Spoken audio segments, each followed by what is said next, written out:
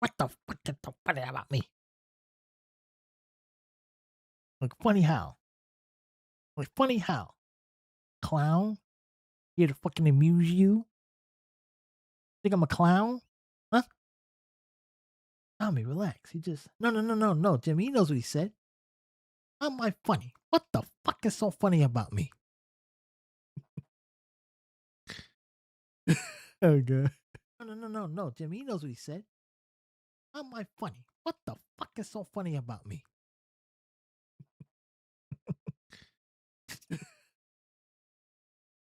Okay, all right. All right, we're live. We're live. We ain't got nothing on the screen. What's going on here? Who's running the board? We ain't been here in a long time, right? The last time this channel's been live. This channel is dead in the water. This is a dead channel. And they got us, it said go live on a dead channel. So we're here. So here we are. All right. So let's see. We had some good things going on last night in the what are we talking about? I don't even know why I'm here. Why am I here? Why am I here? I should be going to bed. So you guys heard about the YouTube new requirements. So since we got new YouTube requirements, I'm forced to get on here and just like try to save this channel. This channel is dead. When I say this channel is a dead dog, it's a dead dog. And I don't like dead dogs, okay? I don't believe in that. So, you know, anybody out there hurting dogs, you're a piece of you know what. But it's a figure of speech. This channel is dead in the water.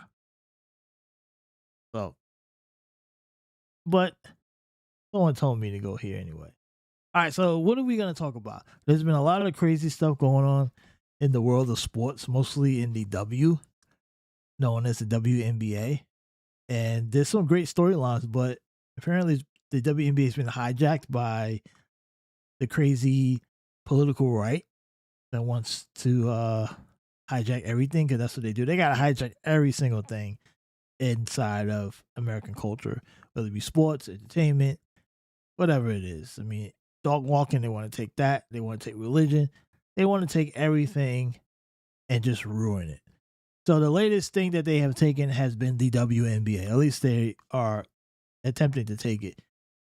And the WNBA is just saying, hey, they just bent over and spreaded their cheeks and said, take me in so many ways. And that's what's going on. The one place that has not put up any resistance.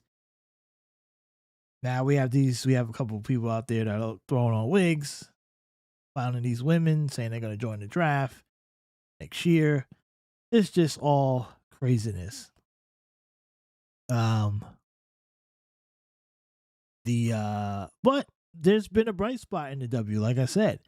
You know, last night you have a greatness in the Atlanta Dream with Angel Reese putting up double doubles. She had 20 and 14 last night in 28 minutes. So a very efficient night for the former LSU Tiger. So, and of course, her teammate made history as the fastest woman in WNBA history to have 100 threes in a season. And she did it in 31 games, even though there is some dispute on those accuracy on if that is true or not. But ESPN said it is, so we're gonna roll with what ESPN says. Um, so you have that, and so I don't know what to do. So what we're gonna do is we're gonna go down my Twitter timeline in the sports world, see what kind of sports stuff can we react to in real time. I'm only gonna be here for about an hour, then I'm out of here. Uh, that's yeah. I'm not sticking around here long. Let's pull this out. How do I get this? How do I get this? I don't even know how to work this. I'm like it's like amateur hour over here, folks. Seriously, it's like Twitter 47. Let's see. Boom. There we go. Okay. This.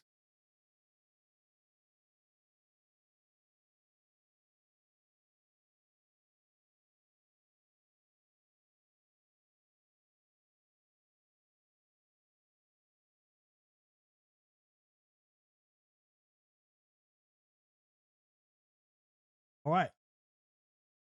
So let's transition over. No pun intended.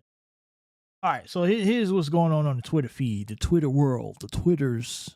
But I know they call it X. I don't call it X. I'm calling it Twitter. X is stupid.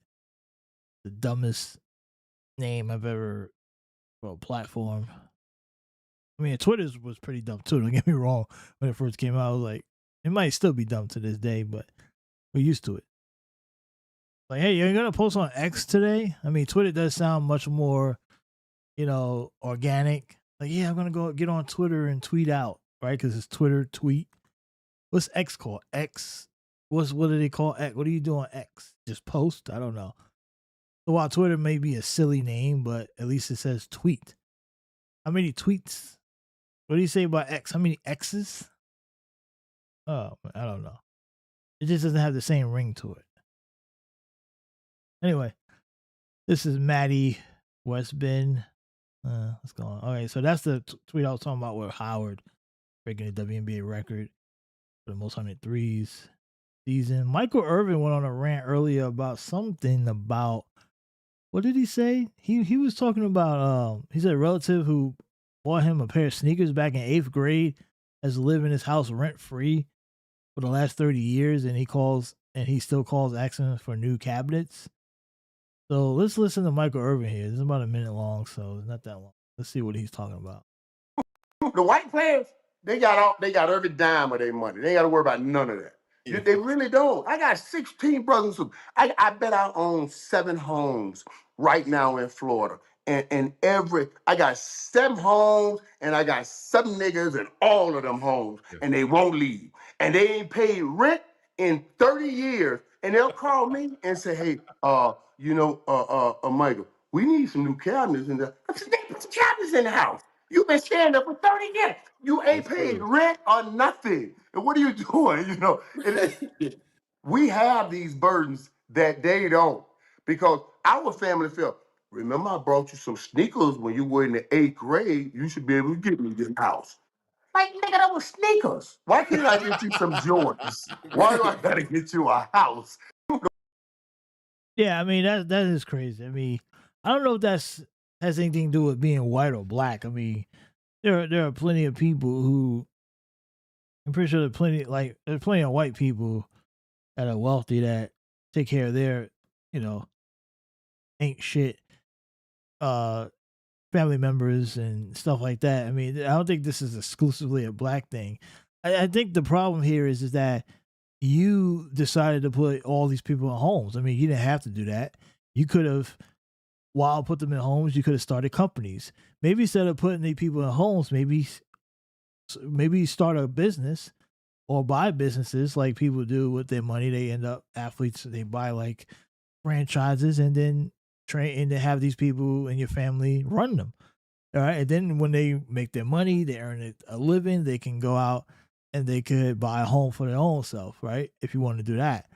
I never really understood this theory of like just giving away money, giving away free stuff when you're in a position to create and put, because a lot of times, what is always the big thing when people say when you're growing up in poverty, like, oh, I just need an opportunity, I just need a chance. So then, like, if I made it, like, say, if like tomorrow, if I hit the Mega Millions or a Powerball and I won like $1 billion, but after taxes is gonna be like, I don't know, depending on what state you in, it could be anywhere between 3, 4, 500 million. There's still a lot of money, but what I immediately would do if instead of just handing out cars and homes, we're gonna what do you want to do? What kind of business you like? Do you want to run a food franchise? I heard you like food, right? You like restaurants, you like cooking. How about we get a franchise and we start you off with a food business, something that you can generate income on your own and you can make your living. I don't see a problem with that. But handing out cars and money and homes just to have people, I mean, that's your fault if you have family members living in your house for 30 years. That's on you. You know, you should have kicked them out after 2 years or a year. You know, and I understand there are scenarios where people are down on their luck and they need help. That's a different situation. Living in a house rent free for 30 years, that's not someone down on their luck. That's flat out someone taking advantage of you. And if you got all those people doing that, that's a you problem. You can't complain 30 years now why they're still asking you to fix cabinets. What was going on for 30 years? You didn't teach them how to become self-sufficient in 30 years? You know, I mean, you can't complain now, man. That's on you. That wouldn't have happened. That couldn't have been me. Say that right now. That could not have been me. Because I would have cracked down immediately.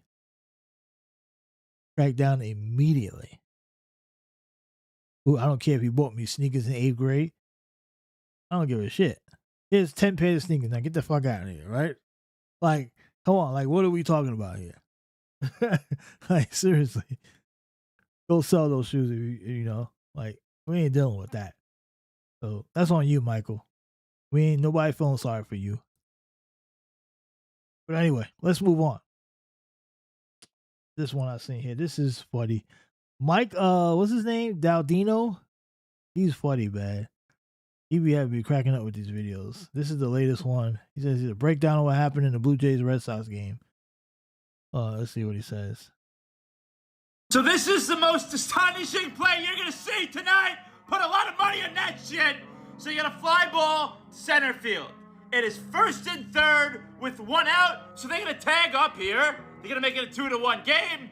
But hold the phone. Both Red Sox players forgot how many outs there were. Both of them thought there were 2 outs. Even the starting pitcher thought there were 2 outs. He's clapping his hands. The catcher thought there was 2 outs. Did anybody know what was happening? So a few people on the Blue Jays knew. They throw the ball to Vladdy on first place, and they turn 2. But here's where the confusion comes in. Pause. Look at the scoreboard. It says 2 outs. So everybody went about their day as if there was 2 outs. So now everybody is confused thanks to some fucking intern running the scoreboard. And finally, we get some sort of explanation. We have a time play. When the third out was made in first Okay?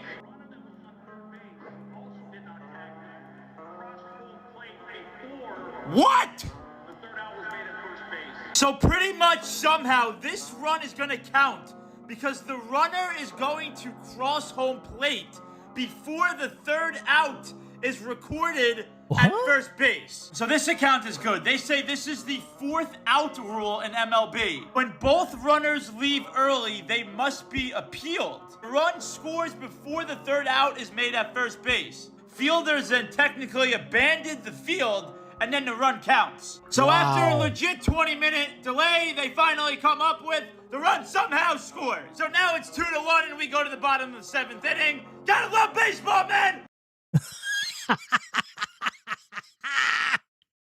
Oh shit, that was wild. That was fucking wild, bro. I don't think I've ever seen anything like it. Oh man. Let's see what the comments are saying. You know, the comments always gonna give you the comments. Usually get my breakdowns from Jimmy. Red Sox will never get a call. This is crap. The run should not have been allowed. Nobody tagged up. It's an illegal run. What a load of shit. Snap. Of course, nobody likes it. All right, let's move on. Rookies camp. Who's this? Wait. Oh, shit. Look at that. Carson Beck. Look at Carson Beck out there. Is he going to be the starting quarterback for the Arizona Cardinals? Has he locked that in? I know they re-signed. Didn't they re-sign Jacoby Brisket? Is he going to be... This is a crazy no-look pass. You see that? Didn't Patrick Mahomes do something like that a couple years ago? Or I know it was only training camp, but he won't do that in the game. That should have got pick 6. That's pretty impressive, though. I ain't gonna lie to you. Let's see what the comments say. Yeah, the comments always got to be the comment section. Let's see what they say. Are they impressed as I am? Are they as impressed by Carson Beck's no look pass as I am? Because I think this is impressive. And it's a spiral too. You can't beat that. Whoop. Let's see. We'll end up as a starter and you paid Brissett. I call him Brisket. Cardinals set dead last in the Super Bowl board at 500-1 odds in the league. Ooh, that was a hit. Then the graphics of these. Who the hell is this? I mean, he was in college for 7 effing years. Oh, snap. It is like Carson Beck's out with the frat boys throwing down beer cans and shit. Or kegs. While he's throwing against the Cardinals defense. That's good. Good one. That was a good one, Sean. Literally almost got his wide receiver to stop. It was so good. They about to pay Jacoby $20 million to eat sunflower seeds and drink Gatorade. Oh, snap. He's been playing quarterback for a decade plus too. So he ought to be able to look off some stuff. Dude. Has he really been in college for 7 years? I know he's been around a long time. Man, that's a long time, man. Well, who played longer in college? Him or what's that guy named, the one from Georgia? That got drafted by the Rams. Is he even still in the Rams? What's his name? Stinnett? Bennett? Something like that? Stiffen? I forgot the dude's name, man. I should have been more prepared. You guys don't know what I'm talking about. The Georgia guy. I wonder who's played longer in college, like how many more years? Because that guy was around. He get drafted at like 26 or 25, or he got on the team at like 25. He won national titles though. That dude's a winner. So you can't knock him for that. Rookie Kenny Pickett had the greatest preseason in modern football era. Yeah, Pickett was good. He had like 4 TDs in a game or something like that. All right. So there's a mixed bag there. Many people are impressed by Mr. Carson Beck. Hoops Hero is former 7th overall pick Emmanuel Mudiay. Marina, oh man. Yo, Marina is a baller. This girl had 36 points last night. She is a baller. She might be, oh man, this girl can flat out stroke it. Look at this. Look at the range. Bang! She got range. Look at this. Here we go. Again. Look at her wish. Look how far she is, bro. This girl can shoot from like the parking lot. She gets the ball. She goes to the hole. She drives. This girl can do everything, man. Look at that. She dribbles. Whoop. Off the dribble. And she got the body to like get her spots, right? Look at this. Dude, you not see it? Who could do that on the perimeter like that? Who could do this on the perimeter in the league? Look at that. Step back 3. Bang. Holy smokes. Now her team sucks ass, but this girl, look at this. Bang. She's got a gun. Look at that. And then she goes to the hole. Dude. She's a baller, man. Look at this. Whoop, whoop. Bang. Oh my goodness. Oh my goodness. Look at this. Oh, look at that. Oh, look at the hesitation. Woo, woo, woo. She's cooking. Dude, she's the best scorer in the league right now. Like, oh, look at that. She's the best scorer in the W. I'm just saying off of pure scoring. Like, that's some impressive stuff right there. Like I'm talking about from anybody from that distance out on the court. Now, there's some better scorers in like on a shorter court, but she can just score anywhere on the floor. And she can take you out to she had to be about 30 feet out when she was pulling up. Come on, man. Like that's crazy. That's just crazy. She's like, and then she's coming off screens. She doesn't need like 800 screens. She just need one. She got the handle. She got the body to muscle her way into the paint and blow by and just get her spot. She can just get anywhere she wants. She's not worried about like flopping all over the floor like, you know, like a certain person up in Indiana where any little contact, she's like flailing on the ground. Like she's, you know, was watching LeBron James's highlights and shit. But this girl could flat out score from anywhere on the court. And like I said, there's other girls who could score better than her probably in like different parts of the court. I don't know if there's anybody in the league that could score better than her from anywhere between 0 feet up to about 30 to 35 feet. Like she has the whole damn court covered. Nobody in the league.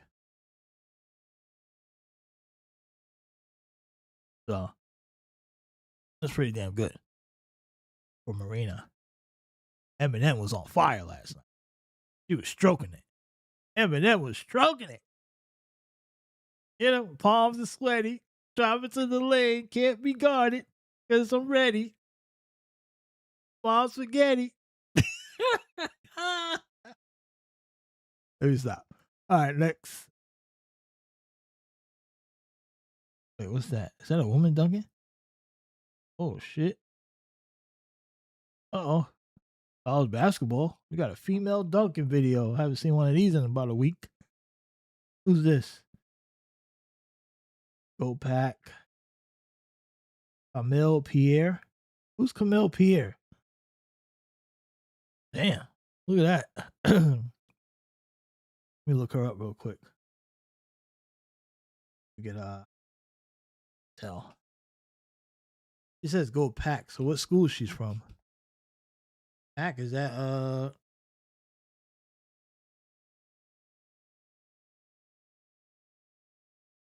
let me look who this is. Name. Bill. She's from Vanderbilt. The Commodores. Okay. Oh man, she's a monster. Last season she averaged 17 and 12 on 52% shooting. Damn. She's still in college?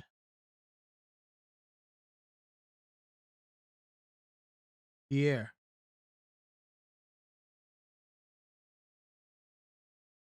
Dude, this girl, she's 6'2", from Queen Creek, Arizona, went to Perry High School. And she also played at NC State. Oh, she's good. She's gonna be a senior this year. So, oh no, she's not at Vanderbilt. Excuse me. She's at North Carolina State. Excuse me. She's at the Wolfpack. That's why she said Go Pack. Duh, how could I be so stupid? She's with North Carolina State. Wolfpack. Yeah, she's definitely a stud. Numbers are down scoring, but her rebounds are up. Shooting is up. But yeah, this girl can play. She might be a top pick. Well, she definitely gonna be a top 2 pick.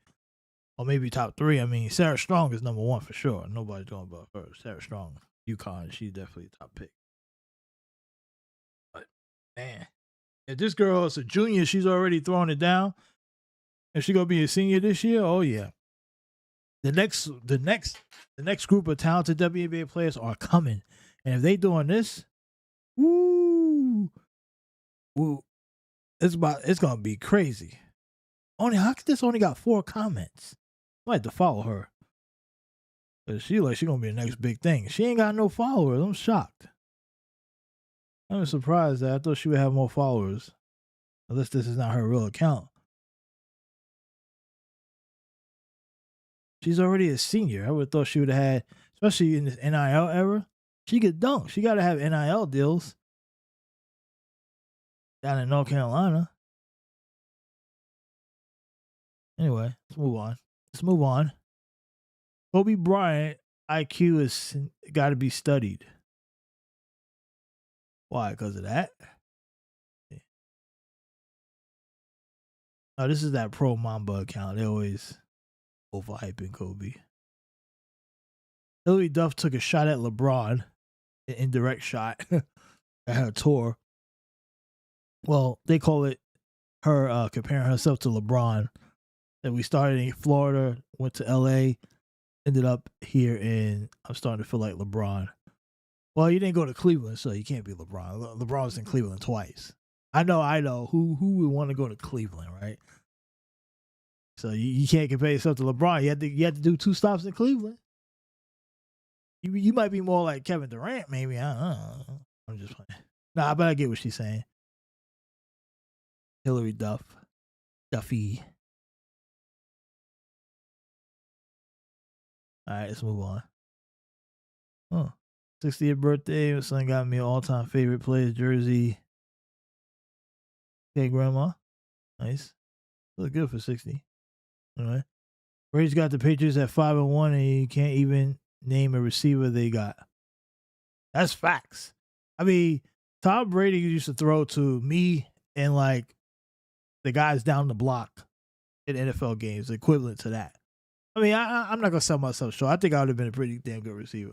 So Tom Brady was throwing to like the hot dog guy and like 3 other guys down the street. Okay, pretty much.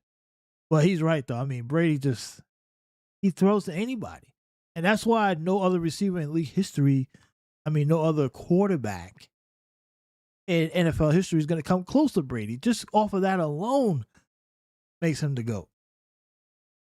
Just that alone. You couldn't do it. No other quarterback could do it. Not even Peyton Manning. Peyton Manning wouldn't have been able to do that. I mean, Brady literally would take the 5 guys from the high school practice and say, hey, suit up on Sunday. Brady will find you. He will get you the ball.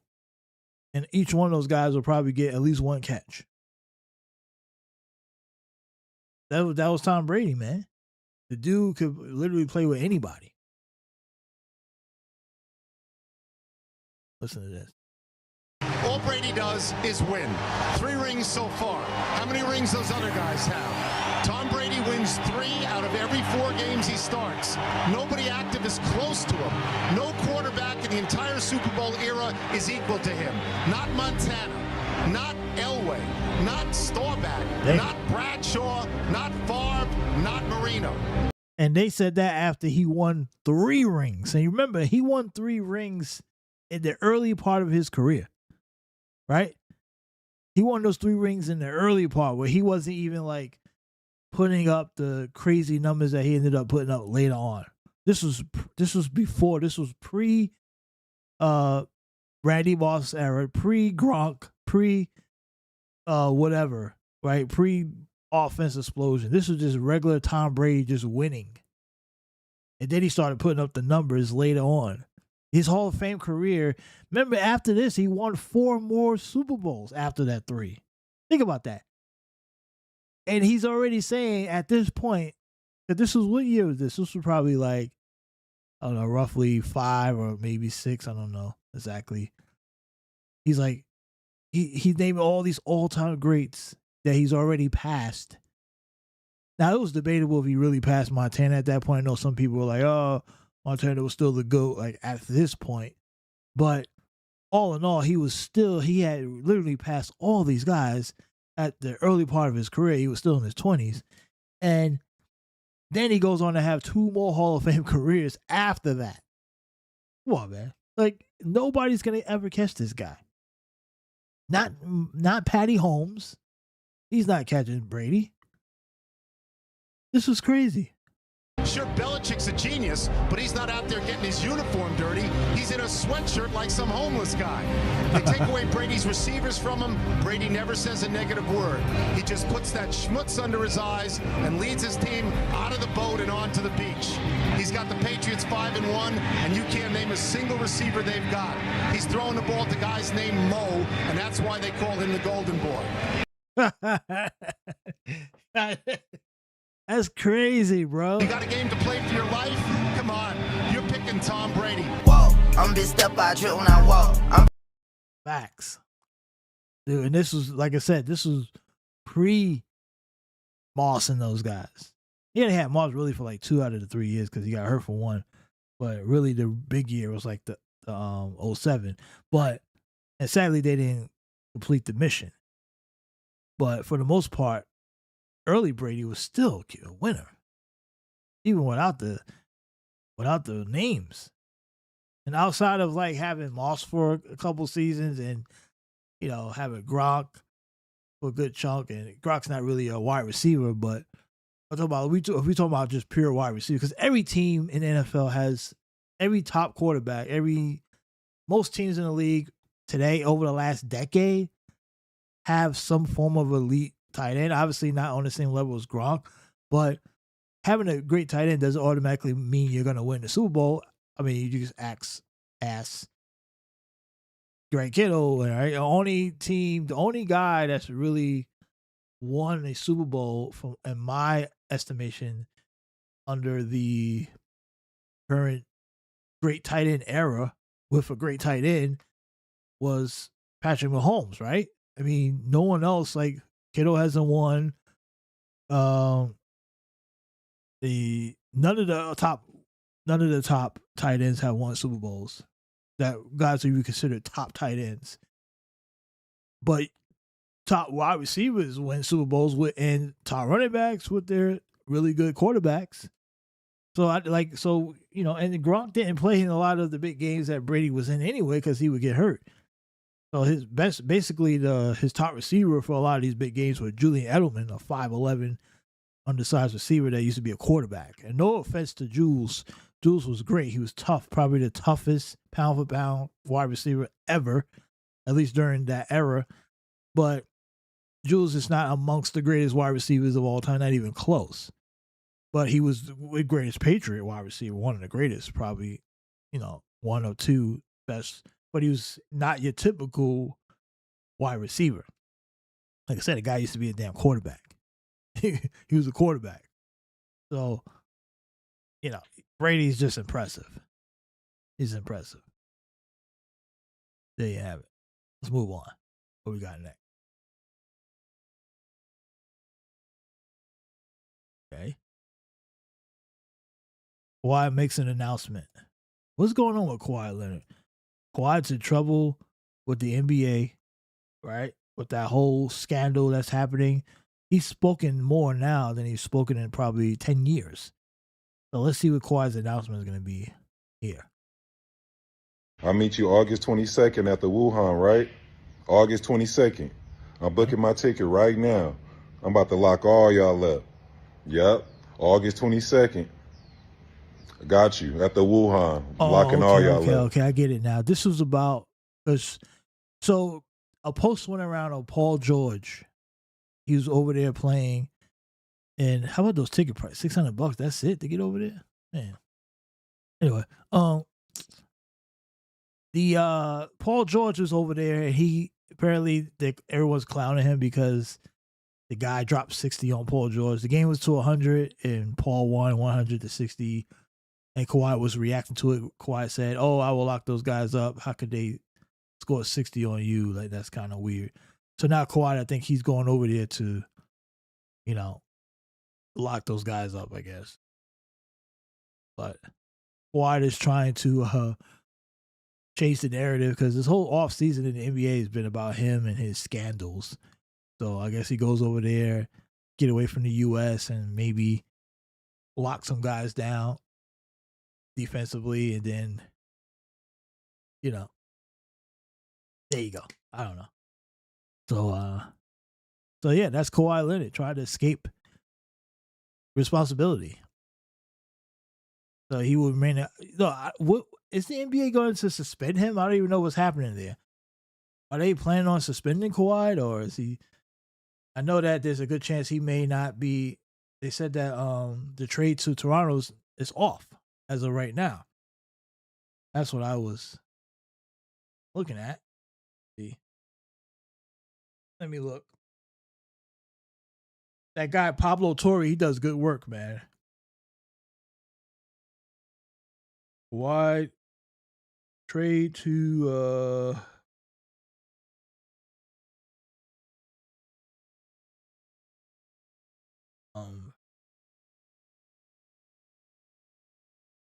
so there was an update.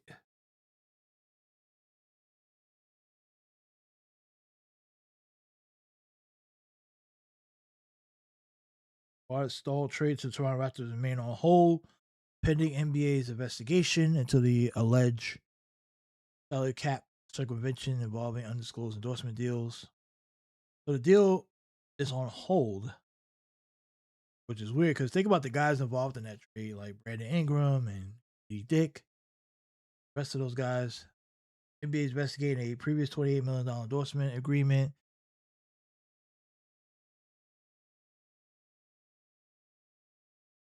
Some reports saying that this probe can stretch into the 2027. Sources close to Leonard expect a resolution prior to late September training camp. Okay. So what does that mean? He's going to be a Raptor? Is he going to be... So is he still a Clipper?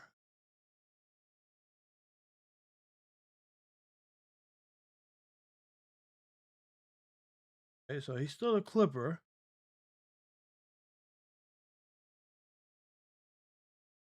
The Raptors officially placed the trade on hold on July 9th. They refused to finalize the paperwork until the NBA concludes its investigation. Because the deal's paused rather than completed, Leonard cannot join Toronto, and the Clippers cannot integrate the players they are set to receive.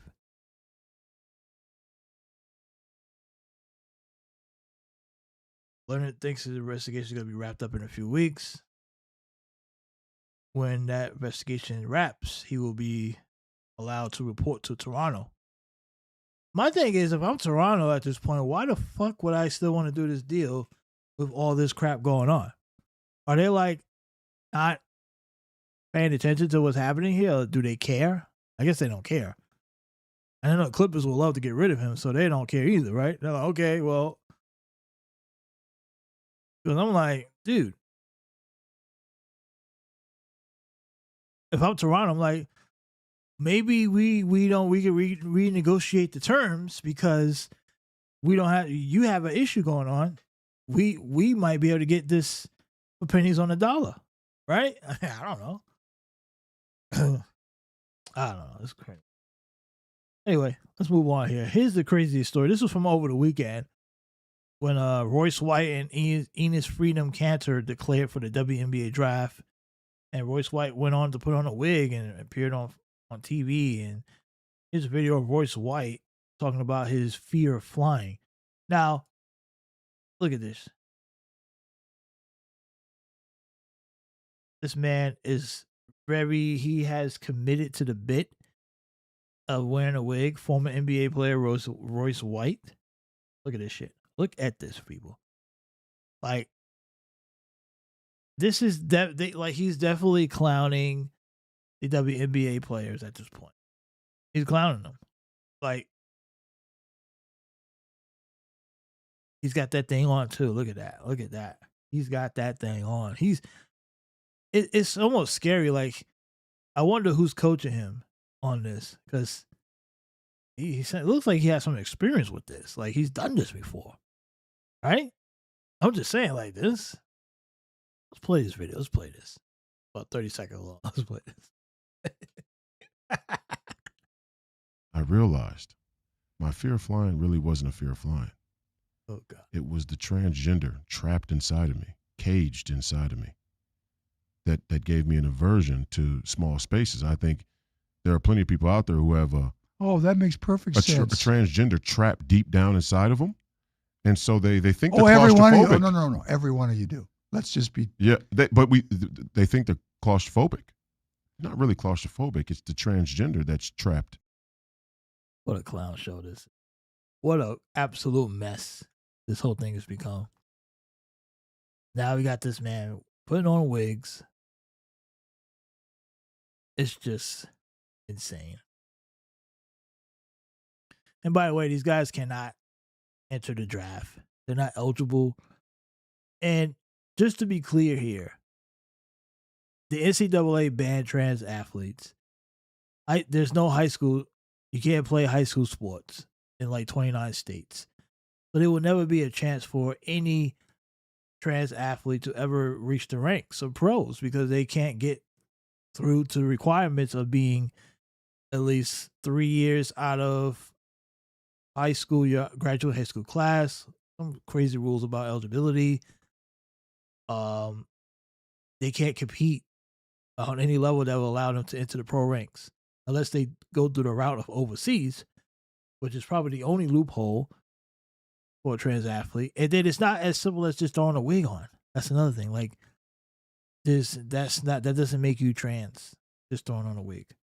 So obviously these guys are doing this to prove a point, I guess, or the political stunt. That's what's going on. It's kind of stupid. It's silly. But there is an audience for this type of stuff, apparently. And, yeah. So there you have it. There's not much more to say on that. Let's move on. The Temple struggling. Like I said earlier, the Temple sucked. They're not a good team, but Marina is a baller. She's the best scorer in the league. But they're on a 9-game losing streak, so there you have it. They haven't won a game since July 12th, which is almost a month. Think about that. They played almost 9 games in a month. But people are complaining that, oh my God, they played too many games. If they lost 9 in a row, they haven't played since July 12th. That means they haven't played in a long time. 9 games in a month? God. And they're making 6 figures? Good God, man. What a life. Even at 9 games losing streak, I'm like, okay, they've gotten 2 paychecks. Well, actually, they've gotten 2 paychecks in the last month, right? Because you get paid twice a week. So they got nice checks to lose 9 games. Unbelievable. I mean, what a life. Women, they have it good. They have it so well. All right. Paige Becker surprises kids at a court unveiling her hometown St. Louis Park. Okay, Paige. Paige doing some community service. Good for her. Paige Becker is really a good person. Like, she does. I mean, a lot of these ladies do, right? But Paige is quiet about it. You know, she just goes about her business. And the young girls, they love her. But she's good. She has good she's good on a lot of issues. She's not feeding into the hatred. Obviously, Paige she's an LGBT, so because she's like gonna be on that side of things. But I don't even think she's not living like that, right? Like, you know how some people who are part of these communities, they kind of live, they want you to know it, like they kind of throw it out there. But she's just her, right? And so you gotta like that about her. She's not really trying to like make it her whole identity or whatever. Anyway, shout out to Paige. All right, here we go. This is a big one because now remember at DJ, what's her name? Dejanna Harrington. I said her name wrong and I apologize. But so she got ejected from the game after that hard foul on Sophie Cunningham, which to me, I believe, just wasn't that big of a deal, to be honest. But everyone made a big deal about it. And she got ejected after the review. And then as soon as she got ejected, she went online on her Threads platform and said white privilege. She was saying that as making a point because in their previous times, there's been hard fouls like that being committed by the likes of Caitlin Clark. We've seen them. We also seen Sophie Cunningham damn near suplex a woman, a wrestler move on a woman, and did not get ejected or suspended or like whatever. So I think the inconsistency of the different calls and the favoritism towards certain players wanted her to make that comment. Now, Emmanuel Acho from the podcast Speak Easy made comments saying that you can't call a foul white privilege, which is not what she was doing. So let's listen to Acho's comments, and Deja responded. She clapped back at him, but you could read the clap back there, but let's listen to the comments that got her to clap back.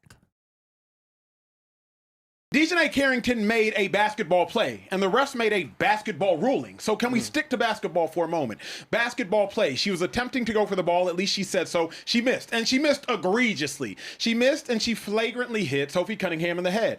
Now, flagrant 2, by definition, if you hit somebody with so much force that it could lead to injury, and if it doesn't appear to be a play on the ball. Though Dejanay's intention was to play the ball, her impact was all on Sophie Cunningham's head. So as a result, the refs made the right call. Now, I would be remiss if I didn't mention, have we seen Sophie Cunningham aggressively foul an individual before and not get thrown out of the game? Sure. Have we seen Caitlin Clark aggressively foul an individual by hitting them in the head and not get out of the game? Absolutely. You cannot be ignorant to that truth.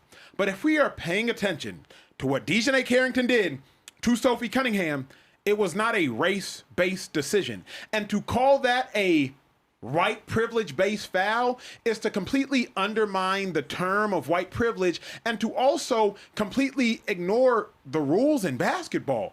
You hit her in the head, you drew blood, you didn't connect with the ball at all whatsoever. So to me, it was just very ignorant and to some degree asinine by Dejanay Carrington to suggest that that call was based on white privilege. Have we seen examples of white players make that same foul and get away with it? Yes. Have we seen examples of black players make that same foul and get away with it? Yes. There was no white privilege involved in that specific call. Dejanay, you hit her in the head and you drew blood. It was a flagrant 2. You should have been ejected. No more, no less. All right, so that's Acho's, Emmanuel Acho's explanation. Now, DJ, he said a name I couldn't say. Let me see if I can get it again. Dejanay Carrington. Dejanay responded back. She clapped back. And the funny thing is, because Acho almost explained exactly the point of the white privilege comment, and I don't know if he even understood what he was saying, but he kind of already explained it. But he made it seem like she was saying the foul call was the white privilege, which was not the case. But let's read Dejanay Carrington's clap back on Emmanuel Acho. So she says, "I've never once claimed that the assessment of the foul was white privilege. That was your assumption. Try exercising your critical thinking skills. I know you studied psych. Furthermore, I'm the last thing from ignorant or asinine when it comes to speaking on white privilege. Do your research on that one.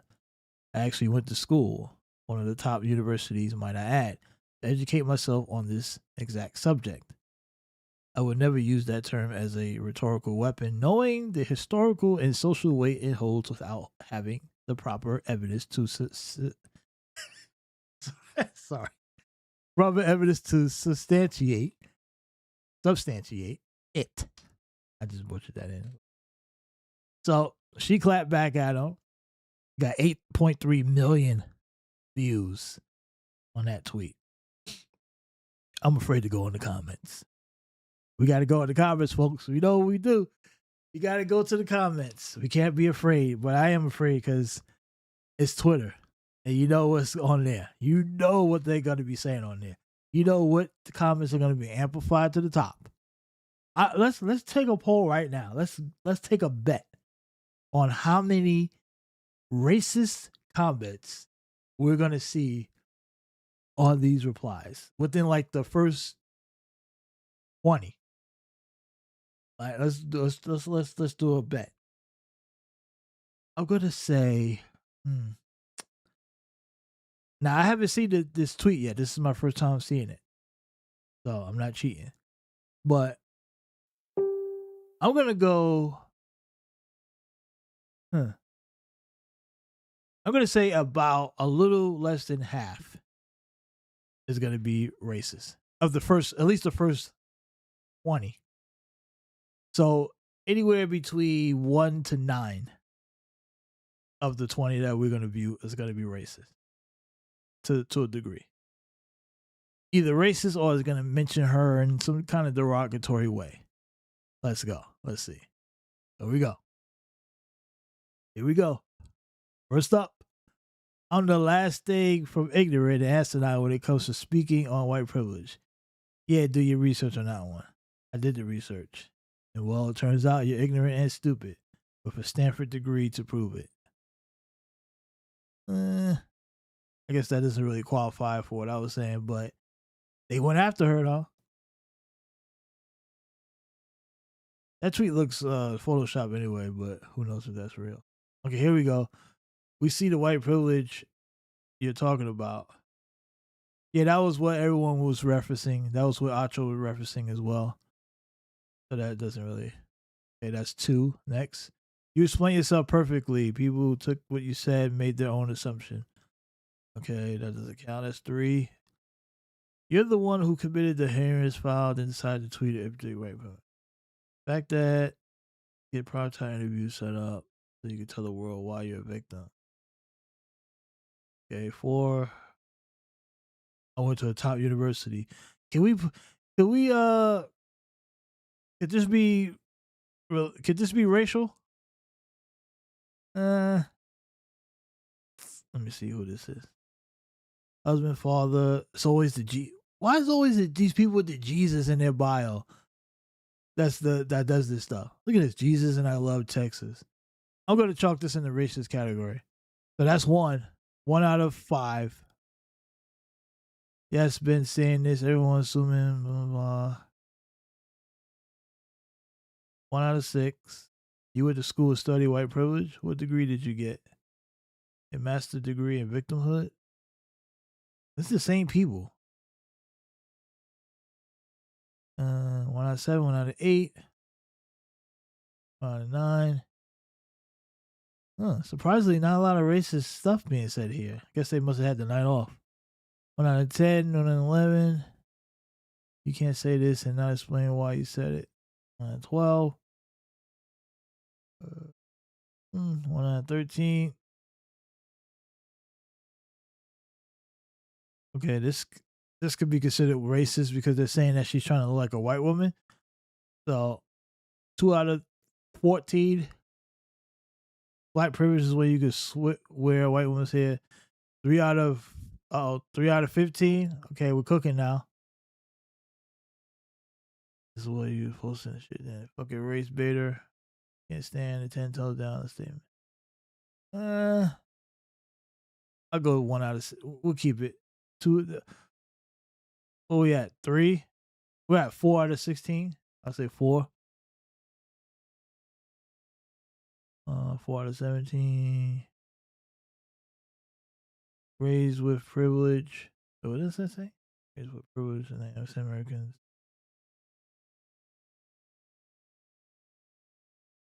That goes with. I don't know. That'd be rough having to go to private school in Stanford.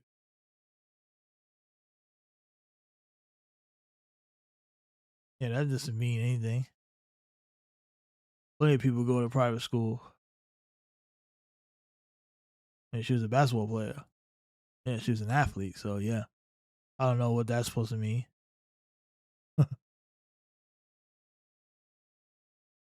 This timestamp tweet says it all. not so bad, not as bad as I thought it would be. So I guess maybe maybe the people on X are turning over a new leaf over there. Yeah, not that bad. I'm actually shocked. Holy shit! I mean, it like there was a couple borderline ones, but for the most part, you know, they basically just attacking her, like personally, you know, white privilege in WNBA. I was really looking. Maybe the real bad stuff was hidden, because I know that now, like if you say stuff, those comments kind of get like hidden.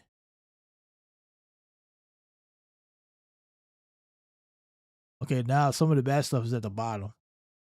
Okay, everybody's kind of repeating themselves. All right, so it wasn't that bad. It wasn't that bad. At least visibly, right? We can't see it. But yeah, but that whole situation was crazy, because the initial reactions were very they were very racial, for sure. Like the people they were going after her crazy. But now everyone's kind of just repeating the same stuff and shit. The problem is that these athletes, these WNBA players, got to know that they can't really feed into the right wing nonsense, because they literally are only existing to attack your sport. That's the only reason why they're there. They don't know anything about the sport. They use Caitlin Clark and Sophie Cunningham to enter a space that they know nothing about, right? Because even like with other players, because now Olivia Miles is pretty much breaking all of Caitlin Clark's records that she set when she was a rookie. And so, and players that come after them are going to do the same thing. So at some point, Caitlin Clark is going to be an afterthought, or she's just going to be one of many. And that these people that come into the sport that are following Clark, they don't know anything about the other players.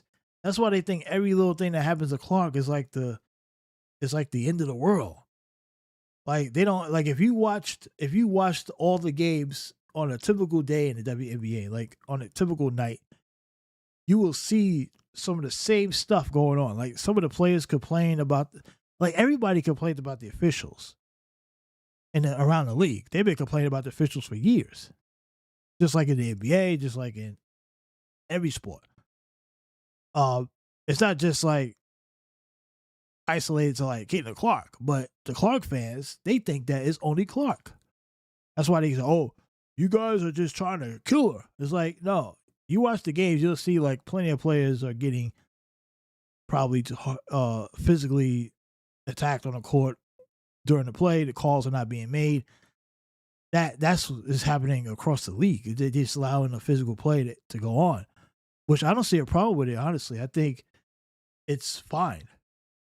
You know, they have to work out the kinks. It's going to take them a little bit of time to adjust. This is that physical era, just kind of like how the NBA had a physical era. But it's not like there's no targeting going on. But when you only watch one team, one player, you think that that's the only player being targeted.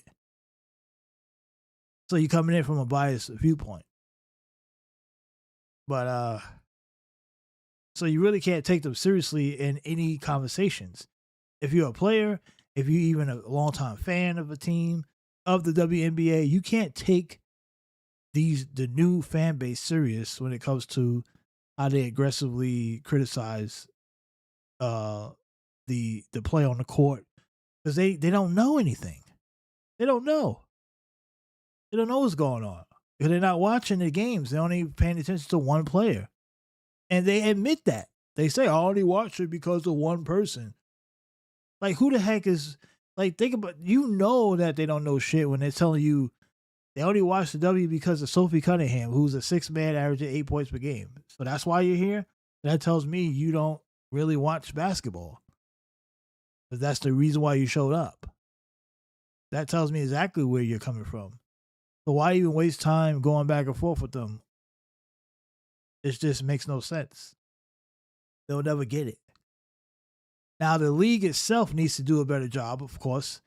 And they've always been terrible at marketing. They've essentially been bad at marketing, which was part of the problem why they never got traction. I mean, you had great players in the previous decade, like the Maya Moores and the Elena Delle Dons. Come on, Maya Moore, she was damn near the Jordan of the era. But no traction. Like, how do you win? Didn't they win like 4 titles in like 8 years or something like that? Some crazy stat. The Minnesota Lynx was like the team of the damn century. They were the most successful team in the state. Winning more than they were more successful than every team in Minnesota. The Wolves or Darmat in the NBA team. The Vikings sucked. The Twins weren't that good. I mean, they were literally holding down the Twin Cities, as they call it. And no one gave a shit. That's bad on the WNBA for not taking advantage of that marketing of a Maya Moore. I mean, how do you not know how to handle a Maya Moore? A star out of UConn comes to the W and wins in her short period of time. Now, she ends up leaving, and she did great things afterwards. And think about her story even after she left the W. Like, they didn't even market that. Like, shame on the league for completely abandoning their previous star players. I mean, I remember when Seattle had Breanna Stewart and Sue Bird and Drew Lloyd came in briefly. She was called the Gold Mamba. I think she got that nickname from Kobe. And then that team was pretty good. They had Lauren Jackson. I think she was at the tail end.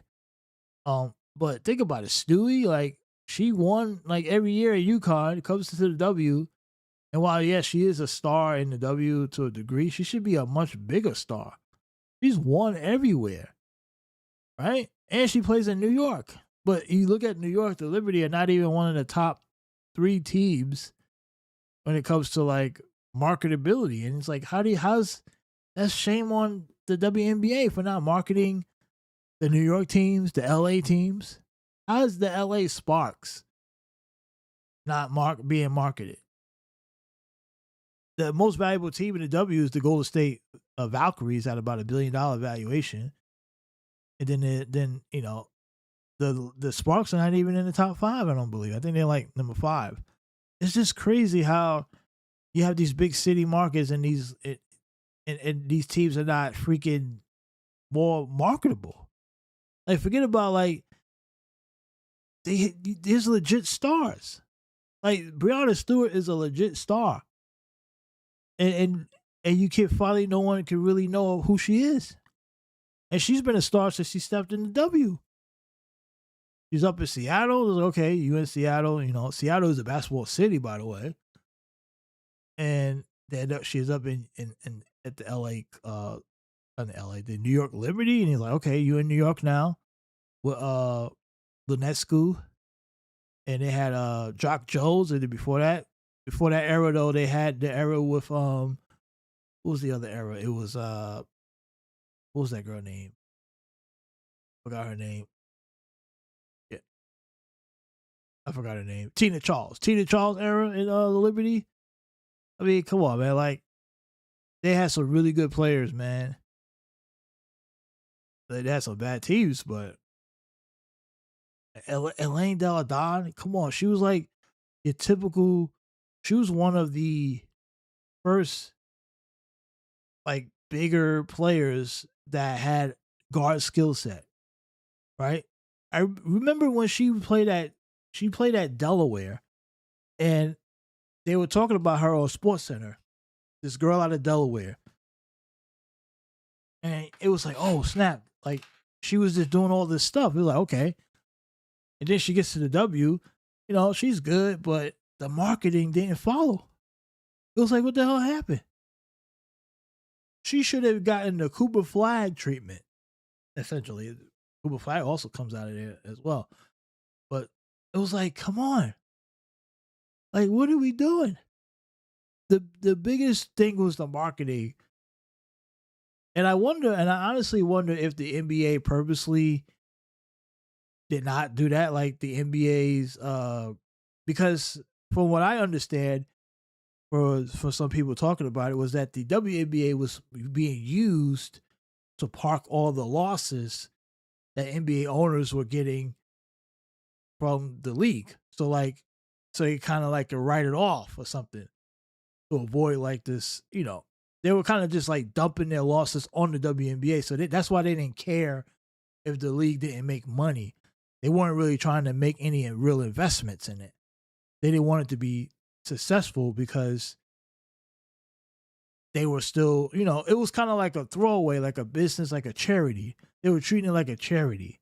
And you know how charities are. Charities is mostly you write a charity check, and then at the end of the year you write it off. It's a big corporation thing. It's beyond my pay grade. But anyone that knows about like corporate and taxes and all that, you would understand the purpose of the WNBA served to the NBA owners. And that was something that people were explaining. It didn't get a lot of traction. People don't really talk about it like that. But that was kind of what that was for like the first 20 plus years of it. And now this is kind of like the first time they really seriously was trying to make a profit off this league. But the point was that they really was not trying to. So we make fun of them. We say, oh, they didn't make no money. They lose $40 million every year. That was being done by design. That was like the point. That was the whole point, to lose money. Sadly to say, I mean, now that they got to pay these women 6 figures, 7 figures, they're not really in the business to try to lose money no more, right? Because it's kind of like, okay, see, it was easy to do that when you were paying them $75,000 a year. Yeah, you could, you could run your shit to the ground, but now you got to pay these women $1 million. It's like, oh shit, we're getting more teams, $1 million. Yeah, we can't have too many losing seasons no more. So, and plus, you get a TV deal that's worth over $1 billion or $2 billion. It's gotta be kind of hard to dump your losses into a league that's no longer charity. It's a legitimate business now. And cashed in, right? If a WNBA owner sells now, like any NBA owner that wants to sell part of, because a lot of them own teams, and some of them own like large percentages of teams, like 60%. So now if they sell, they're looking at they're gonna get almost $1 billion, which makes up for all the money they lost. Now some owners won't sell because they know that the evaluations, the more teams that come in, the higher value the next team is. That's why the Valkyries are worth $1 billion. The next team that comes in, that's gonna bump up the value for all the other teams. So if you end up selling now, like any team, like say if a team that's been around since the beginning wants to sell their team, they're going to make a boatload of money. They're going to make all the money they lost plus more from the sell. So now they're happy. So, that's rich people, man. We'll never understand how they circumvent the system the way they do, but that's how the rich stay rich. The WNBA probably was one of the ways they were getting away with it. But yeah, there you have it. Let's see what else we got. LaMelo Ball. Oh shit! Saw that. What do you guys think about the T-Wolves next year? That's crazy. I don't think T-Wolves is going to be that good. Everybody's hyping them up, but I don't think so. Overrated. Overhyped.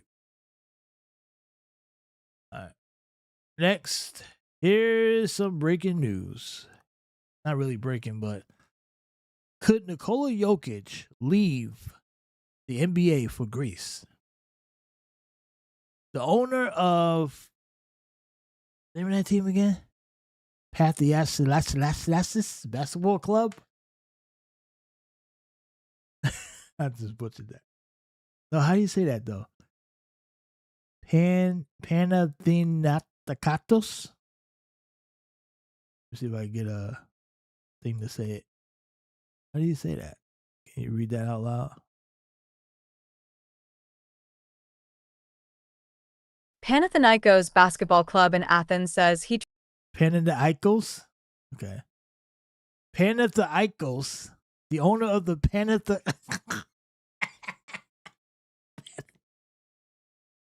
Panathinaikos Basketball Club in Athens says he tried to buy Jokic out of his NBA contract for next season and believes he could sign the 3-time MVP when he becomes a free agent next summer.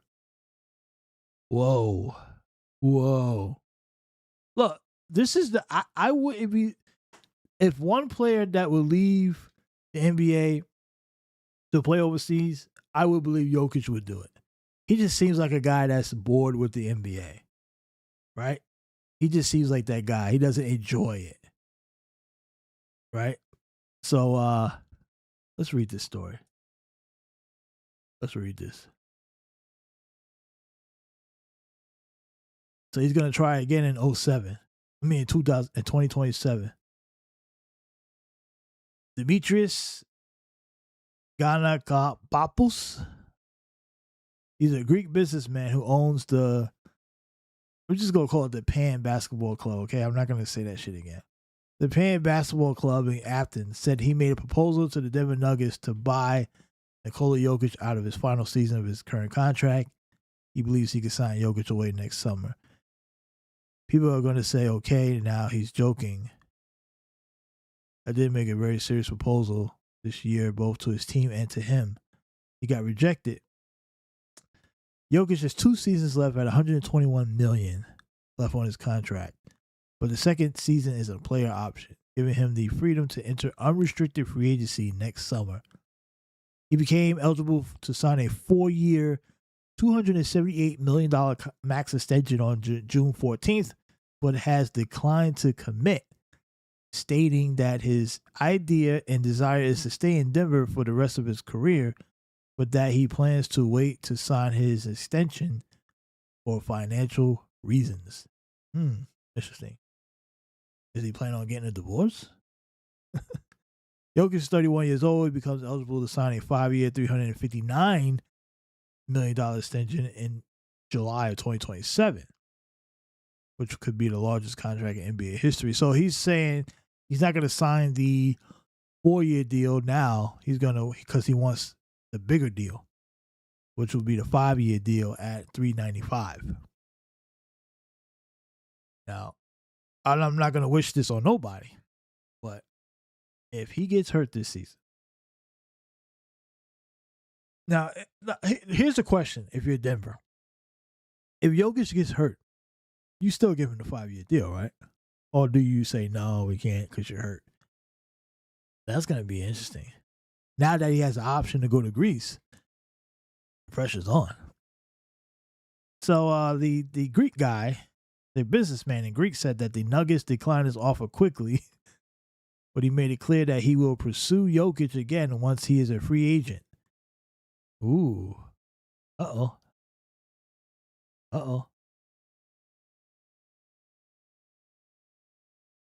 He said it took a few seconds for the Nuggets to say who, where, what, bye. Yeah, let's see if they're saying that next year when he's a free agent. He said he tried to lure Giannis Valanciunas from the Nuggets last summer and convinced some that a deal was in the works, leading to confusion before Valanciunas ultimately played out the season in Denver. Valanciunas left the Nuggets this summer for Lithuania. Ooh.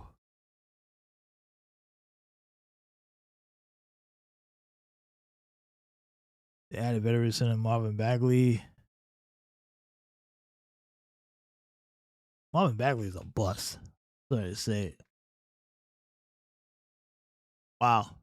I don't know. Will Giannis end up going over there? Will he take the money? How much is on the table? We got to know what the offer is, because if he's saying for financial reasons, what could the Greek guy offer Giannis? Right? What would that deal look like? It would have to be more than $350 million. right? It would have to be like, that's what he can get. What would he give him? $1 billion? Because I don't think they have a salary cap over there in like those Euroball leagues.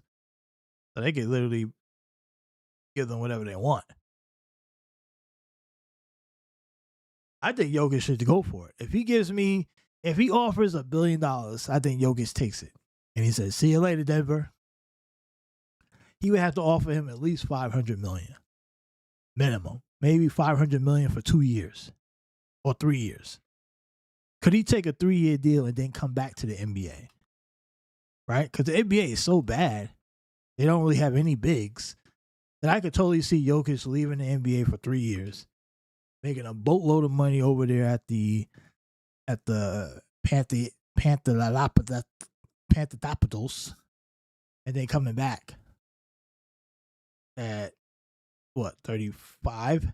Yeah, I mean LeBron's playing into his 40s. Why not? 35 is still pretty young in today's NBA. I mean, not young, but it ain't retirement. So I could totally see Jokic taking a break for a couple years, then coming back. Could you imagine him coming back? Maybe he makes a deal with Denver. He says, "Look, you have first rights to me when I come back. I just want to go play in Greece for 3 years." And right? I don't know. Interesting. Very interesting to see how that turns out. Okay. All right. Did I say I was going to be here for an hour? We're already up against it. Man, this girl got her titties out and shit. What's going on here? Move that out the way. This is a sports page. All right. What do you guys think about Stephon Diggs joining the Commanders? Him and Jaden Daniels. Diggs was good last year, man. Diggs was good. Patriots are going to regret letting Diggs go. But I know Diggs is still caught up in another potential legal issue. But on the field, man, Diggs was catches he was making on prime time. Woo! I was actually a bit surprised how good Diggs was last year, because I thought coming off the injury, I didn't think it was gonna work. I thought he'd be a disaster for Drake May, considering May as a young QB. He surprised me. Now, how he's gonna do with Jaden Daniels, that could be a different story. Because the one thing in New England, Josh McDaniels, very respected. Mike Vrabel, a no-nonsense guy. I don't know what the Commanders' coaching staff looks like over there.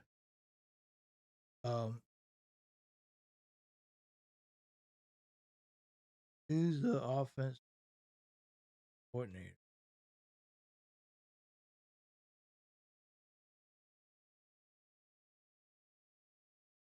Who's offense? David Blow? David Blow?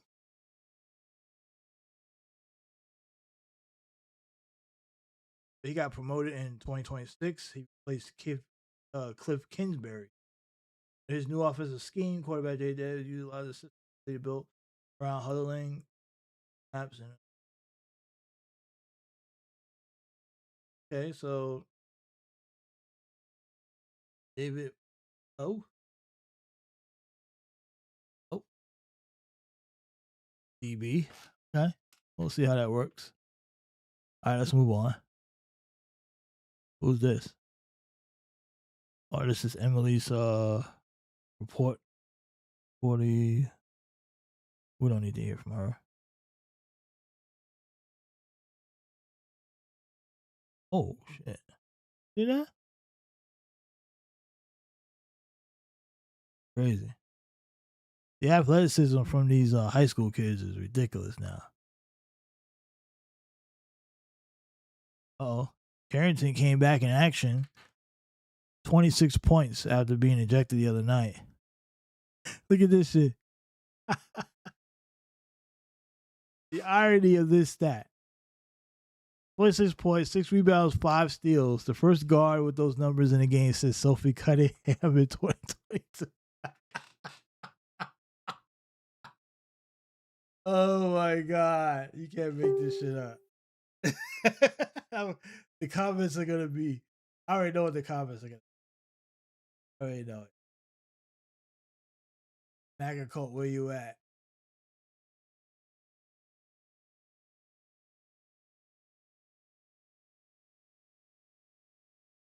Sophie's having it.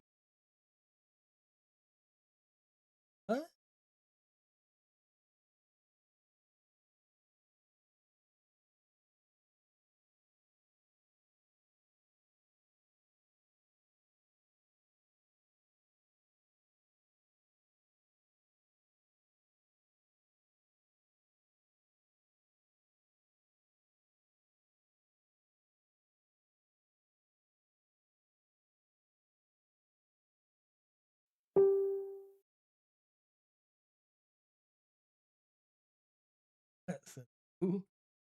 Yo, they wild. Oh my God.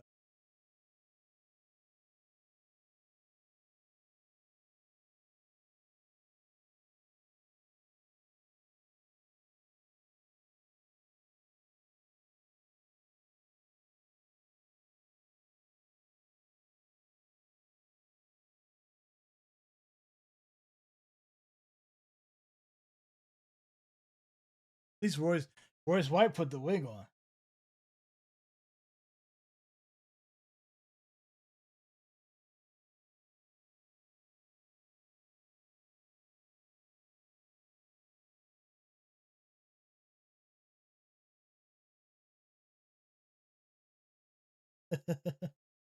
You see how this looks, right?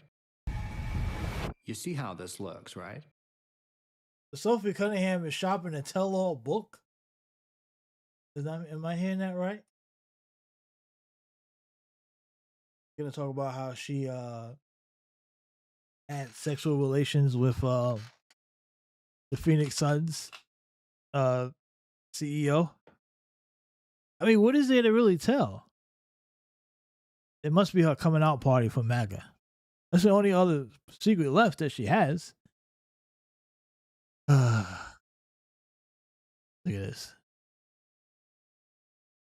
What kind of book is she gonna have? She allegedly had an affair with the Suns Mercury CEO. All right, that was in a lawsuit.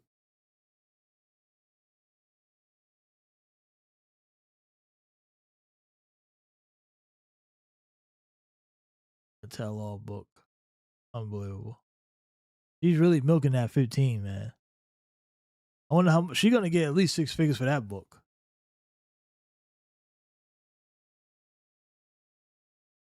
And I wonder who's gonna write it. All right. Anyway, let's see.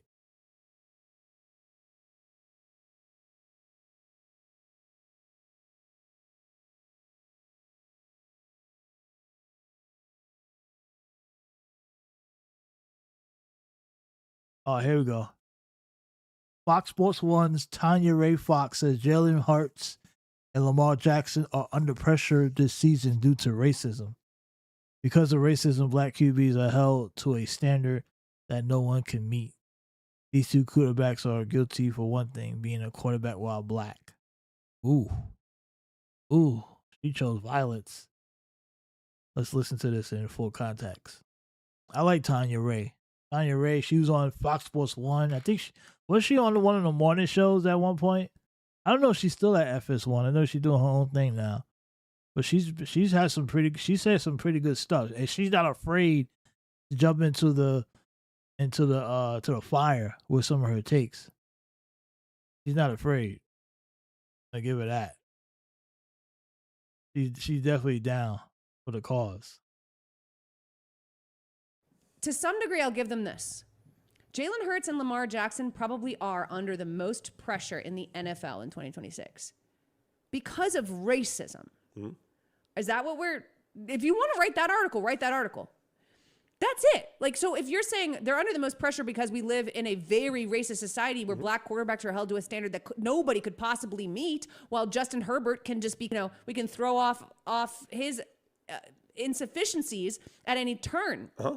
Tanya, these two quarterbacks are guilty of one thing: quarterbacking while being black. Yeah. That's literally it. That's why they're always up with the most pressure, despite being the most overqualified. I'm going to tell you something else. It's not just QWB. It's not just quarterbacking while black. It's quarterbacking while black and not apologizing, not kowtowing to the media desire to see some weird prostration of gratitude. Being incredibly likable and charming naturally. Lamar Jackson's never asked to be saved. He has never had a fucking agent who's going to feed information to the media and make them feel very special.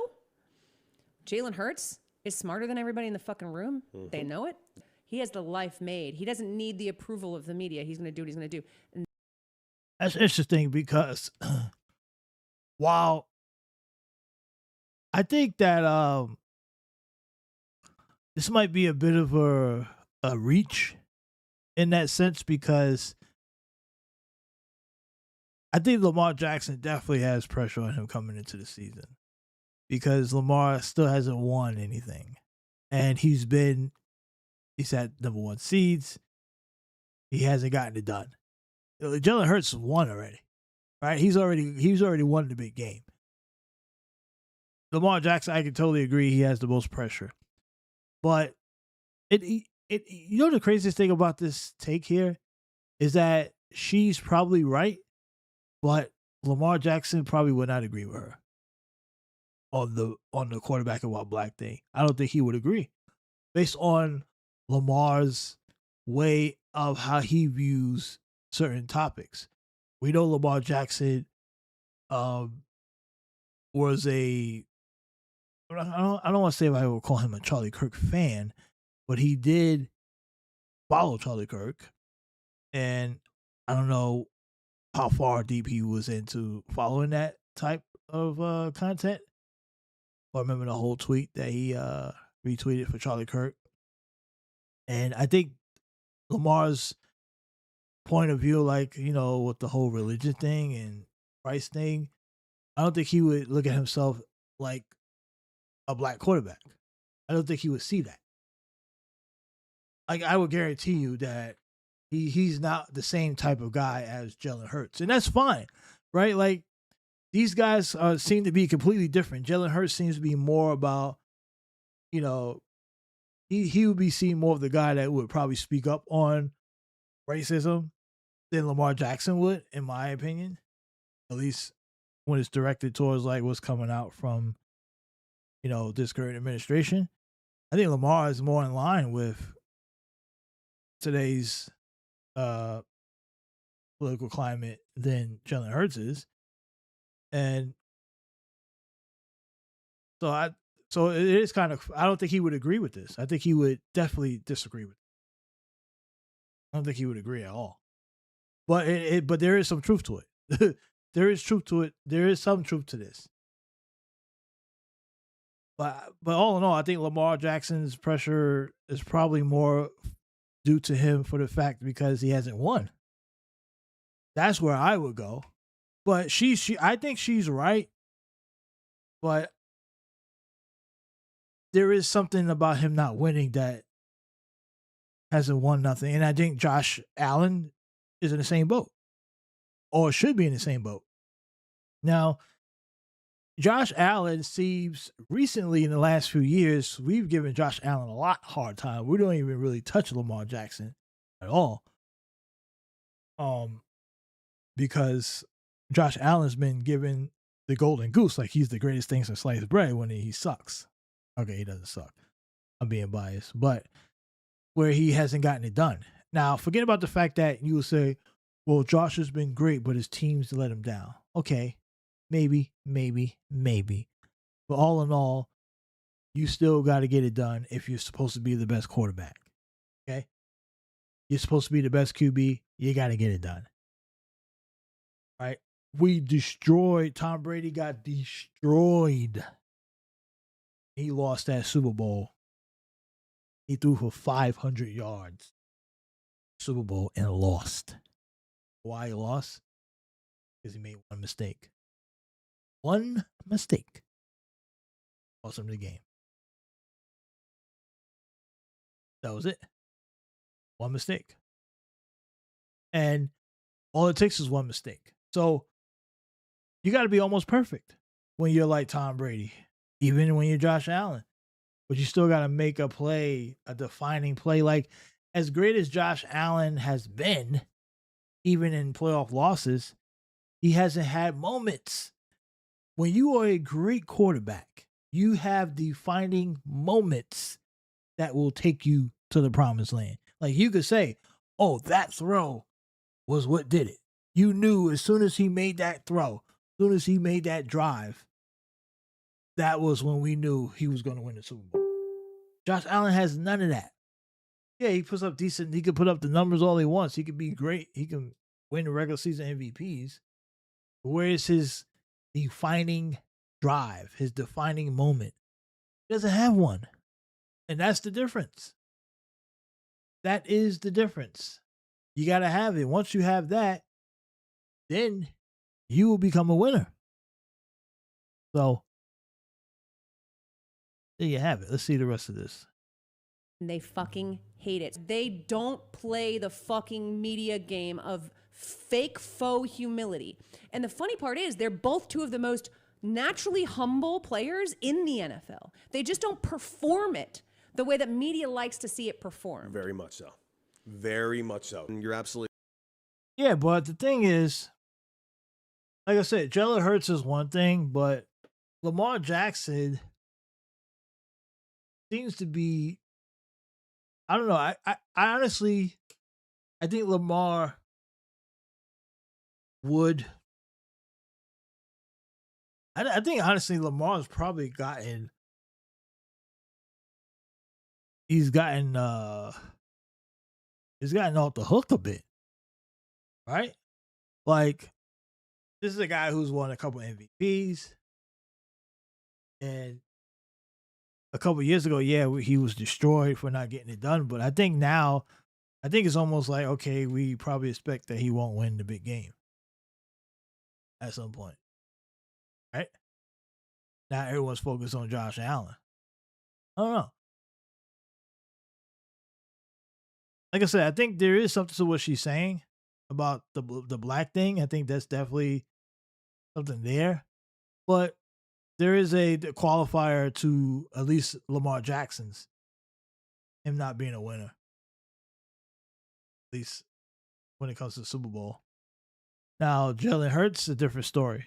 And I think a lot of Jalen Hurts' situation is definitely because of how he leans and what he stands for, which leads to the whole racism thing. That's legit. I think the Jalen Hurts one is definitely legit. Lamar Jackson, I'm not really so sure. I would go 50-50 on that one. I would go 50-50, but so there you have it. That was Tanya Ray. Oh, I like what she says. I like the stuff that she says. She's pretty good with that. All right, what's this? First place victory with pocket aces. Simply doesn't get... Yeah, what are you talking about? Okay. Ben Simmons has regained his athleticism and is feeling the best he has in years, according to Mark Spears. What the fuck does that mean? Several NBA teams have expressed interest in Simmons, who is open to signing a vet minimum. Are we doing this Ben Simmons stuff again? Is this the headline? Regain athleticism? Come on, people. Come on. Like, the Ben Simmons experiment has to be over. Okay? It really does. It has to be done. Like, this is how bad it's gotten. This is a guy who, he's 6'10". He's 6'10". Okay? This guy is 6'10". He was the number 1 overall pick back in 2016. 2016. And we're talking about a guy regain his athleticism.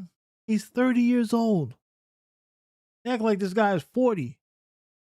He's 30 years old. He was drafted in 2016, the #1 pick.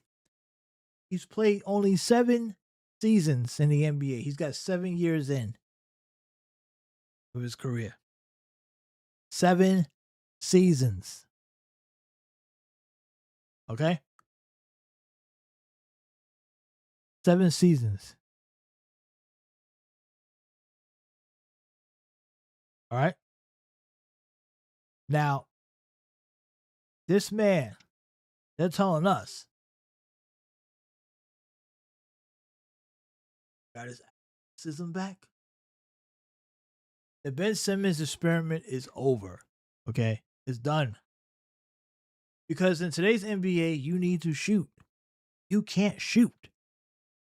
You can't. He's played about 83 NBA games. You can't shoot, brother.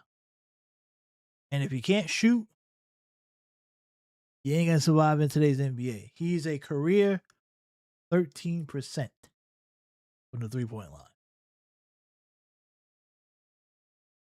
His percentages are so bad that you have to dig and find them because they won't be posted at the top with the rest of the stats like they do with other players. They have their stats up with the percentages. They don't even have Ben Simmons and shit up there. It just has career games, points, rebounds, and assists. They won't even put the shooting numbers up because they're so bad. You have to go all the way down to find them. 13% career from 3. They're just going to leave you open. It's over. Several NBA teams. Yeah, they probably want him for a vet minimum. Look, I wouldn't deny that there are probably NBA teams out there that want Ben Simmons. On a vet minimum, sure.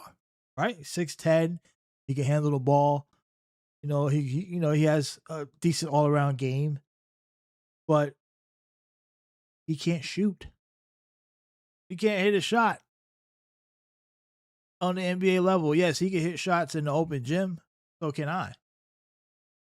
So can I. And you, probably you too, listening. If you know how to shoot. If you haven't shot a ball. But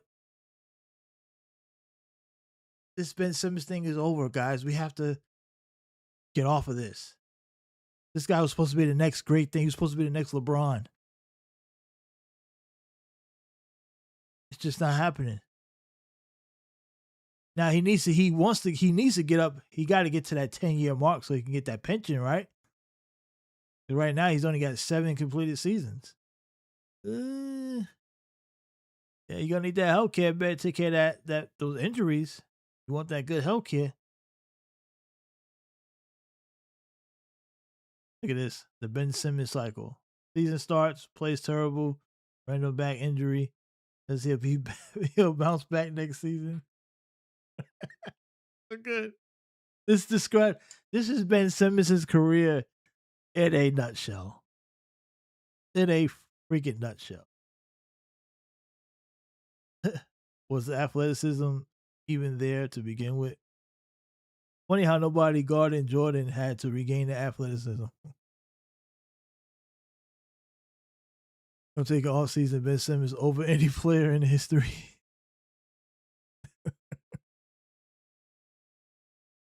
Oh, God.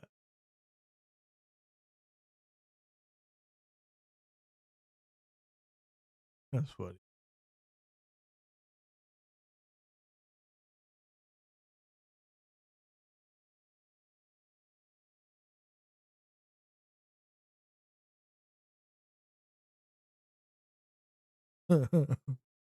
Washed up athlete says they haven't felt this good in years. Ben Simmons regained athleticism has become an annual off-season tradition at this point. If it's actually true this time, someone should take a flyer on him at the minimum. Yeah, this is crazy.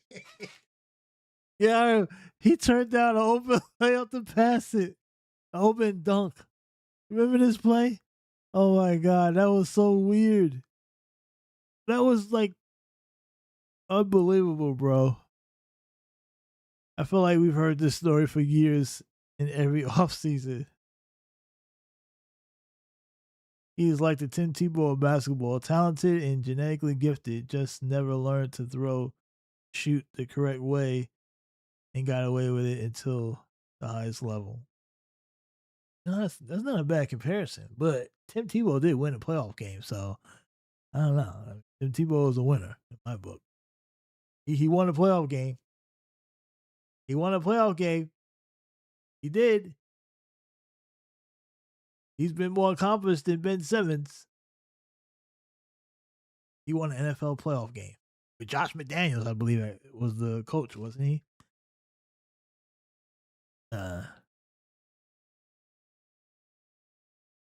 Everyone's comparing him to Tim Tebow. I don't know, man. I think that's disrespectful to Tim Tebow, man. I get the comparison, but come on now. The GM after Simmons hits him up. Could he end up on the Sixers?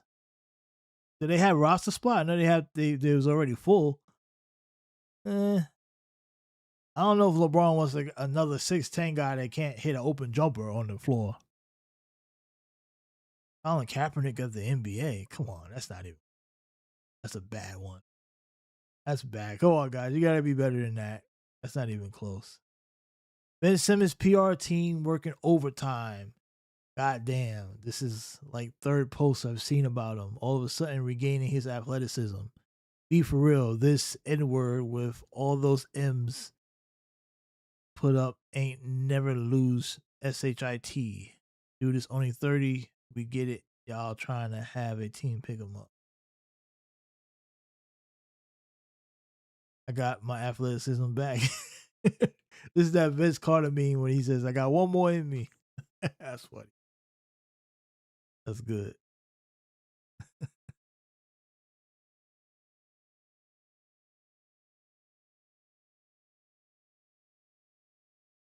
Ron.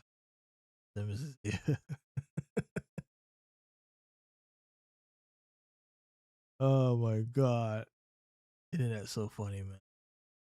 Is he eligible for the WNBA Nashville Balls?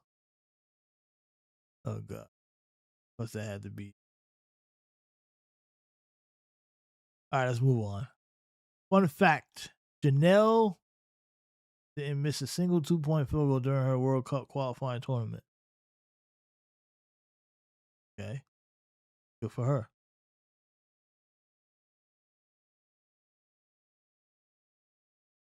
She came back.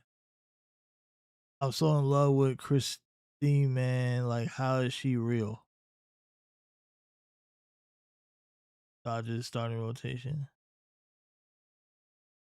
Oh, AOC doing a day in life.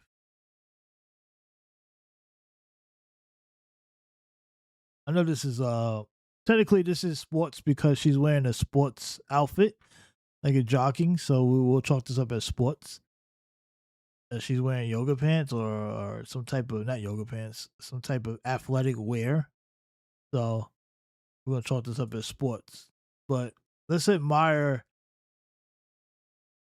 AOC is a good looking woman, right?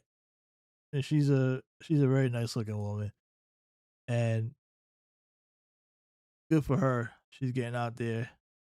It looks like she is in DC. Is that a burqa bag she got on? Not a bag. She's definitely living a good life. Fighting for the people. Fighting for the Okay, anyway, move on. Only player to win 6 gold medals, Diana Taurasi, one of the WNBA GOATs. Dude, that's another person I mentioned before. I know I was talking about Stewie and Maya Moore. Diana Taurasi was a freaking beast. Like, she was one of the first ones to do those pull-up 30-footers, right? Like, people think that Caitlin Clark was like the first one ever to shoot threes from long range. Diana Taurasi was doing that like 20 years ago. Like, seriously. Like, she was doing that back in like early 2000s, bro. Like, she was a monster. Diana Taurasi. She would pull up.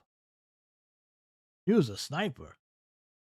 And she was a better shooter early on than she shot a lot of threes, but she was a shooter. I mean, she came in the league and not even the NBA guys were shooting at that volume like Taurasi back in the early 2000s. You're talking about 2004. She comes in right out the gate as a rookie in 04. She's taking about 6 threes a night and shooting it at 33%, which at that time, that was good, right? On any level, like on any pro level, 33, 35. If you was roughly over 35, you were pretty good. I'm not gonna say it was great, but it was pretty good, right? At that time, especially at that volume. Now, if you was taking like 2, 3 a night and you was shooting 33, no, but you're taking 6 a night and you're hitting, you're hitting about 33, 34%. But in her third season in 06, she shot 40% from 3, pretty much. She had a couple years where she was about 40%. I mean, think about this. Now, technically, she was at 39.5, but if you round it off, she had 1 year, her third season, she was taking 9 threes a game in 2006. That's unheard of. Nobody was doing that, NBA or women's basketball at the pro level. Like, very rare. I don't know who was shooting that many threes in the NBA in 06. Maybe, might be maybe 1 or 2 guys had that kind of green light. But she was taking 9 threes a game and shot at pretty much 40% clip. And she had a couple other seasons where she was shooting 40% from 3. 09, she was at 40%. Even 2011, 2012, she was at 39.5, which is pretty much 40%. I mean, she's a career 36% shooter from 3. And now, strangely enough, she was probably a better 3-point shooter or as good. Her 2-point shots were to be desired, of course. But she was still really good. I mean, and this was the stuff that what you see Caitlin Clark doing, Diana Taurasi was already doing this 20 years ago. But for WNBA marketing, how was Diana Taurasi not marketed? I mean, this girl was a top 5, top 6, 7 MVP candidate for like from the moment she got to the W all the way to like the first for pretty much every year of her career, she was top for the first like decade of her career. How many years she played? She played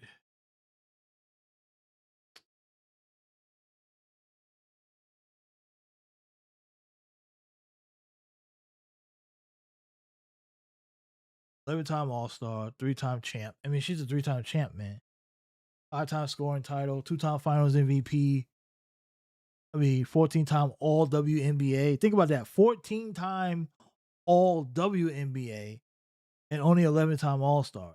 And my rule is, I value the All WNBA, and usually any indication of how great a player is if they have more All NBAs than All Stars, because All Stars is pretty much a popularity contest. Voters, how you doing in the first half of the year, typically how that works. To be All NBA, you got to be great the whole season. So if you have more All NBAs than All Star appearances, that tells me that's an indication of how great you were over the long haul of the season. So she has 14 All NBAs and only 11 All Stars, right? So this woman, like I said, but 10 years from now, when we talk about great W players, people are going to be mentioning Caitlin Clark, Paige Beckers, like some of the girls from this era, Olivia Miles, stuff like that. And Diana Taurasi is going to be a mention, but she's not going to be as mentioned as she should.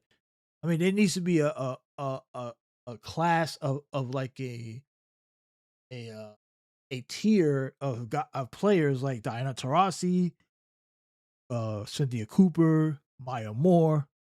They need to be in their own tiers, right? Cheryl Swoops.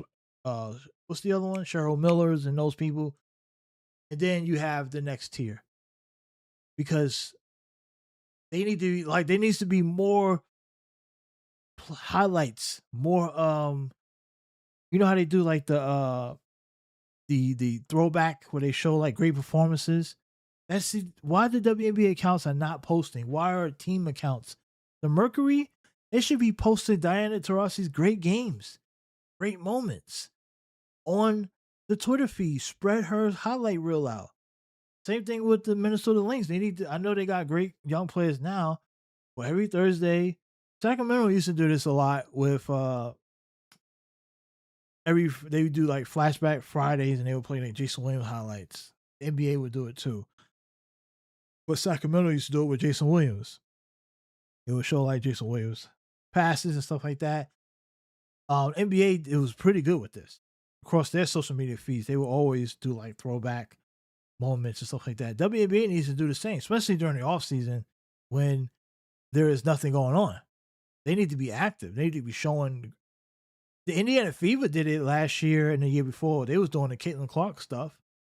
I don't see why they're not more active. They need to promote their legends. And Indiana Fever also needs to promote Tamika Catchings more. Come on now. When someone thought Tamika Catchings didn't even know who she was and they were supposed to be a Fever fan, that's shame on the Fever for not promoting Tamika Catchings. Like, you got to play her highlights. She's the greatest Fever player in history. Oh, like, you got to play those highlights. You got to replay who's running the social media teams. Like, if I'm the WNBA, I'm mandating social media teams to promote our legends, the great ones. They have some great performances. I want to see a Maya Moore playoff game posted on like the WNBA app. Or the empty space on the, like, you have the what's that called? The WNBA League Pass. When there's no games on, play some freaking throwback games on the app for the fans that have the app. They're paying that price for that. Play some throwback moments. Give us some behind the scenes.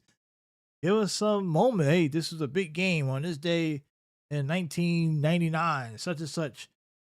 Give the fans something so they can have something. I don't know. I don't see what's the big deal is. Post it up on YouTube. Do a live stream like the NBA does with their old school games. Do a live stream, a feed of like a old school throwback game performance of some players, legends going against each other, all-star games, whatever. Put some faces to these legends so the new fans can see, oh man, I wish I would have paid attention to the game sooner. These are some great players. But they're not doing these women no justice by like their marketing sucks. They need to hire me. Hire me for the marketing. I'll have the WNBA. Give me all the access to all that stuff and let me run the social media. Trust me, you will know every legend within 6 months. You have everybody talking. Yo, you seen that video? Maya Moore dropping 40? You saw Diana Taurasi, what she did? Like, I'll have people talking. We'll be constantly posting. We'll be graphics, videos, everything will be up and running. You could not escape it. We'll be drowning out all that crazy shit that everyone's talking about. Like, there's no excuse now. They got the channels, they got the TV networks. They should be running constant content. Behind the scenes footage, I have camera crews following the women. You know, interviewing them, talking, hey, what do you think about the W now? What do you think about, like, there'll always be something. They need to have like you remember they had the inside stuff with the all access? Like, come on.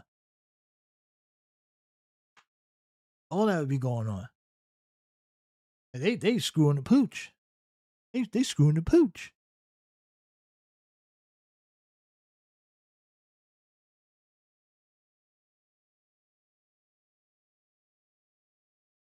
Sunday Fun Day.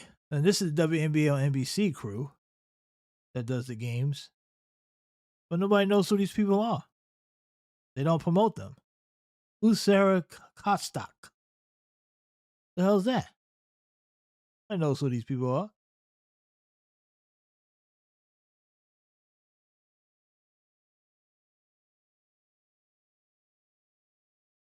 Hillary Duff.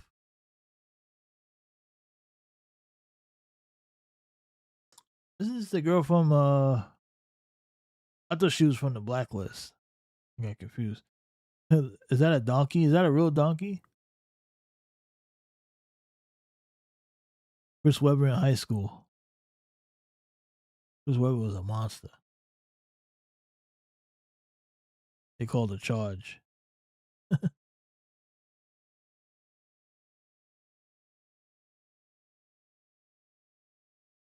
Did he get to the spot?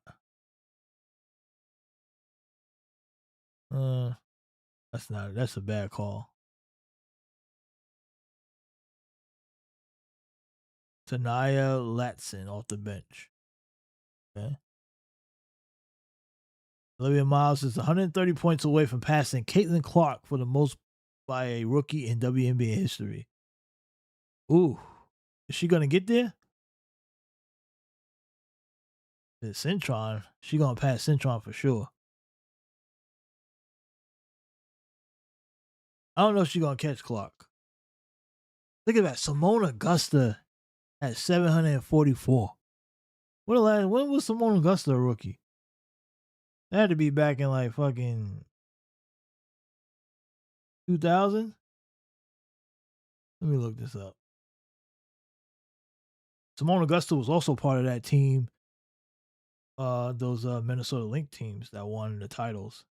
Maya Moore, I believe. Simone Augusta, she only played 391 career games. She's a Hall of Famer, of course. 8-time All-Star. Yeah, she was good right out the gate at 22. She was an All-Star at 22. She averaged 21 points and she was 21 and she was a top 10 MVP, all WNBA second team as a rookie. Yeah, she was a problem. She scored 744 points rookie. And that was back when they only played 34 games. So there you have it. He still got the second record. Now Clark passed her. Right? Clark passed her recently. 2 years ago.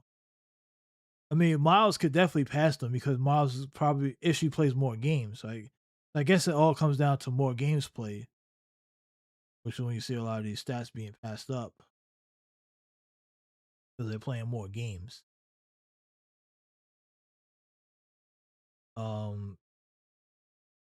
Yeah, so Caitlin Clark, when she broke the record, she had to play 40 games to pass Simone Augustus. And she only passed her by 25 points. And it took her 40 games. So to me, Simone Augusta is still the most impressive. Because Clark needed 40 games. Augusta did it in 34 games. So she had the record playing 6 less games. And remember, Augusta was averaging 21 as a rookie. So if you prorate that to 40 games, that's another what? Let's just say she scored 20 in another 6 games. That's another 120 points. So she would have had well over 800 points. That's why I'm saying Augusta is still more impressive than even Clark's. Even though Clark is number 1. So Augusta did it in 34 games. So could Miles, where's Miles at right now? How many games she's played? Olivia. How many games are left in the season? She's played 32 so far. So she has 6. Yeah, so she's still even 100 points behind Augusta, even though Augusta's at 34 games. So I don't know. I think, honestly, Could she beat it? Could she? Ooh, gonna be tough. I think she for sure passes Centron. She might even pass. How many games in this season? 40? Is it a 40-game season? Or did they move it up to 40 something?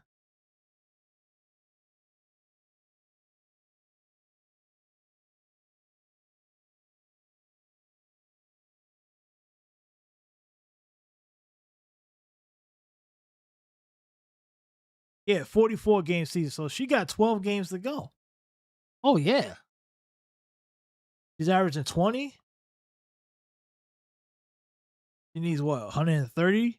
Oh, she's going to pass Centron. She's going to pass Wilson. She might even pass Beckers. As long as she doesn't get hurt.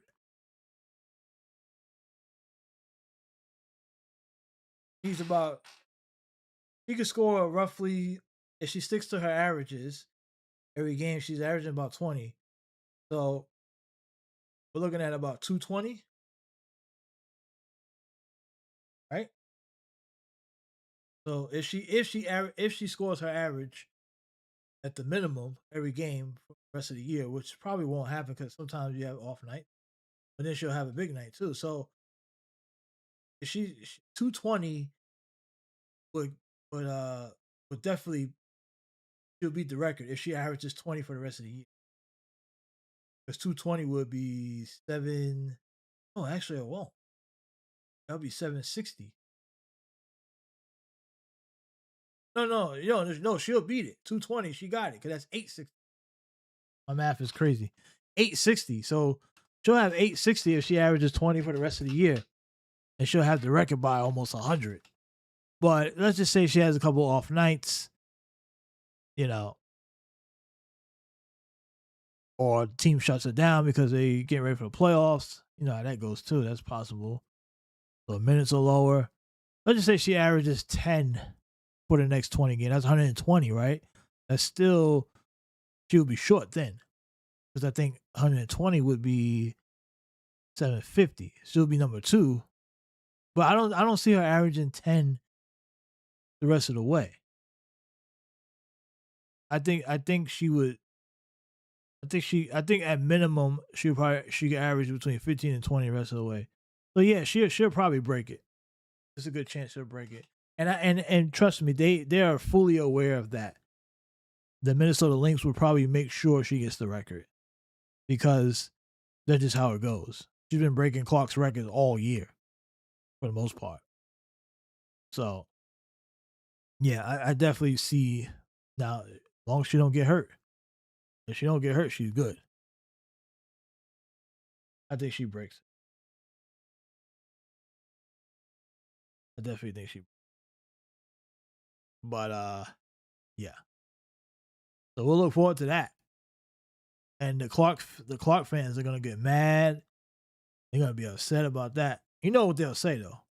Well, she had 44 games. Clark only had 40.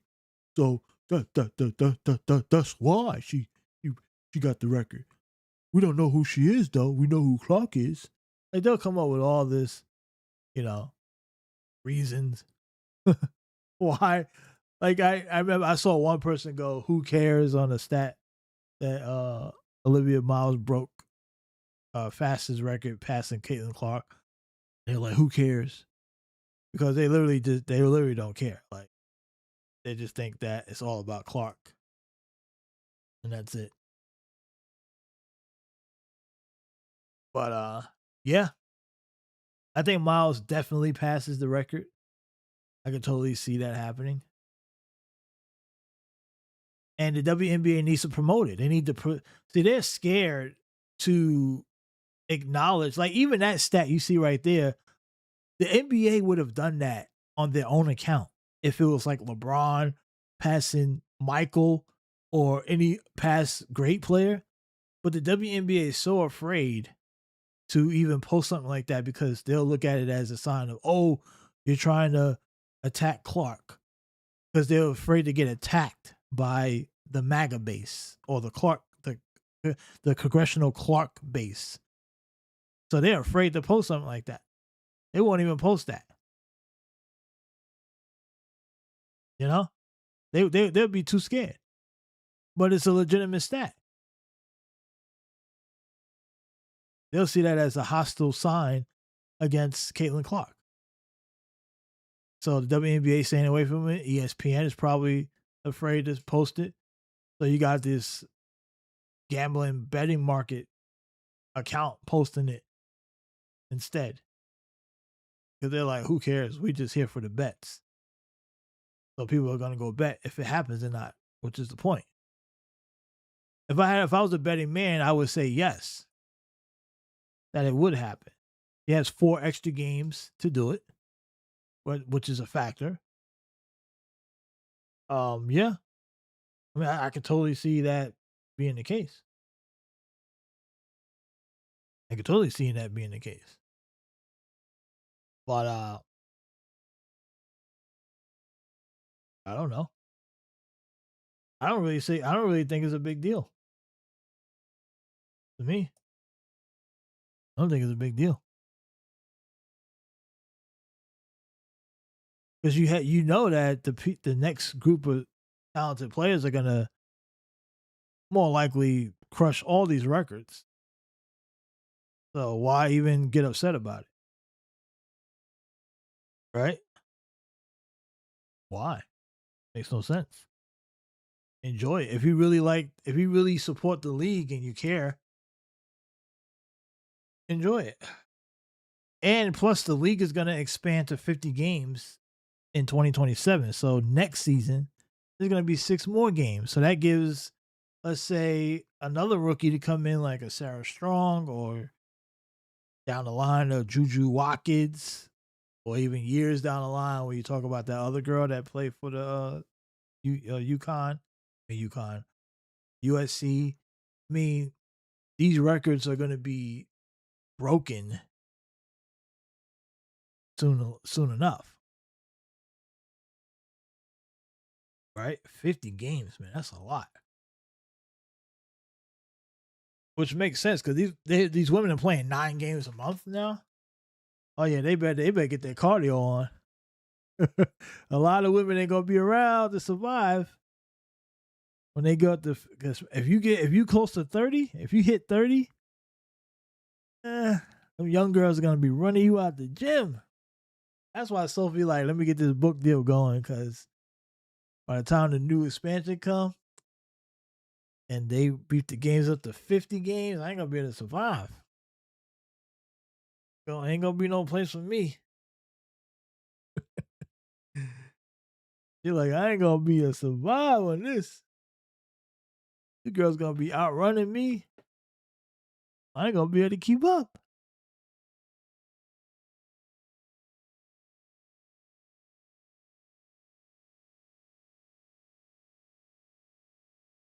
Like, I can't keep up with these women. They too fast.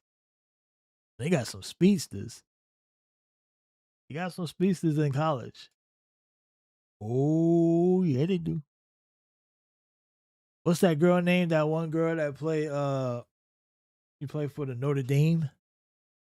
She might come in and break the record. What's her name? She played for the Irish. Forgot her name. She good. I think she eligible next season. You know who I'm interested in seeing coming out of college next year, if she comes out? And I want to see how she looks. She would obviously have to probably drop some more weight.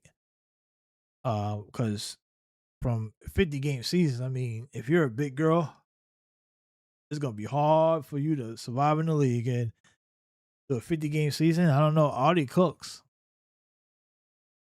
Now she's been doing well with her conditioning over the last few years, but the WNBA, that's a different beast. And I wonder how that's gonna work for some of these bigger players over the 50 game schedule. And will teams even be looking to draft these big women, these bigger players? Will they even look to draft them? Like Audie Cooks, she's a beast in the post, but if they're worried about her conditioning, she could fall out of the first round. Really could. She could go undrafted. That's a possibility. I'm just saying. She can go undrafted, Audie Cook. Audie Crooks. Is that name Crooks or Cooks? I think it's Crooks.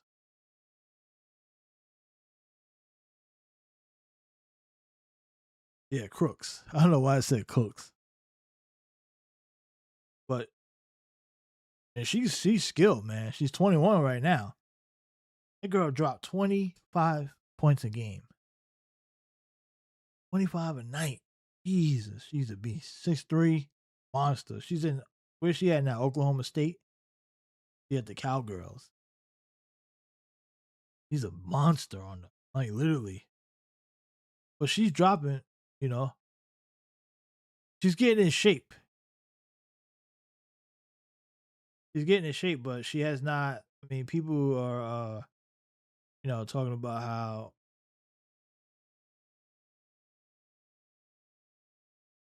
she's accepting what she is, her body and stuff like that. But I think I don't even think it's about like her losing weight or not losing weight, because she's in basketball shape, right? Like, think about this: the level of shape you need to be in to play college athletics is another level, right? Even on the women's side of things, like, you know, you can rag all you want about women's sports not being in the same level of talent as the men's level. Like, obviously, women basketball players can't beat men. The men's players are way better, but the women's college top, I mean, she plays at the top program. She's not playing at like Division III, so she's obviously good enough and in basketball shape enough to play at that level. And if she can get her, if she's in WNBA basketball conditioning, she's gonna be fine. You know, like, she has the size already. She's not undersized, and I think that's another thing, because there were some players that were a little bit larger that did get drafted. Like, there was one player who got drafted by the Minnesota Lynx, and I don't even think she's on the team anymore. And she was kind of a bigger girl, as you could say. I hate to use that term, but I don't have anything else to say. But I forgot her name. I don't even think she's on the team anymore. I think they cut her last year. She was in the Angel Reese class. I think she was let me look this up. What year was that? But they came out 2004. I want to say. What draft class was?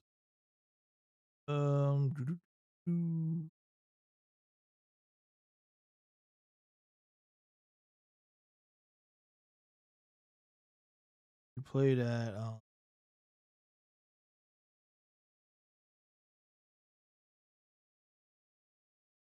think this was her. Yeah, Alyssa Philly. Alyssa, she played at Utah and USC. And she was 5'11", 235. So she's 5'11", though. Audie Crooks is 6'3".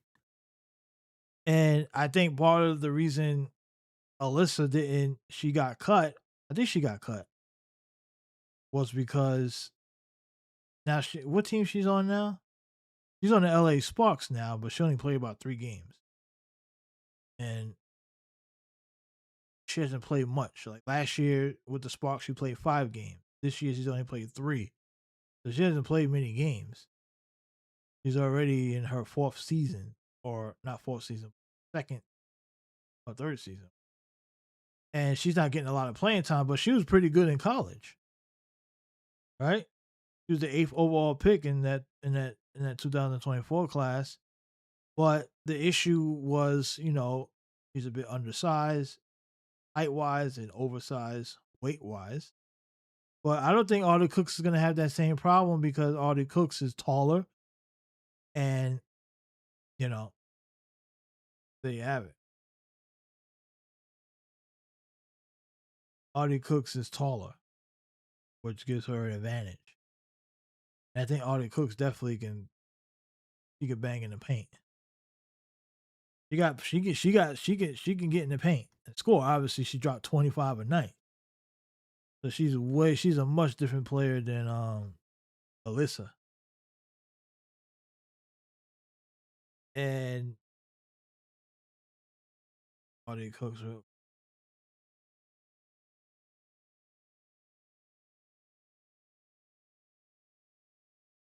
Yeah. I think Audie is like 6'3". You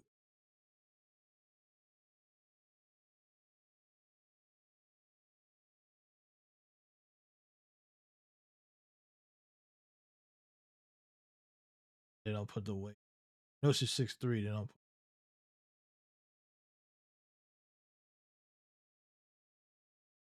They put the weight over here. They won't put the weight, girls.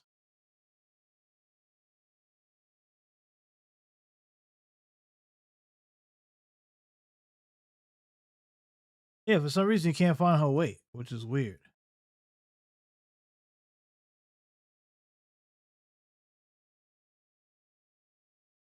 They got the WNBA players' weight, but why they won't put her weight? Wow, they really shielding her, huh?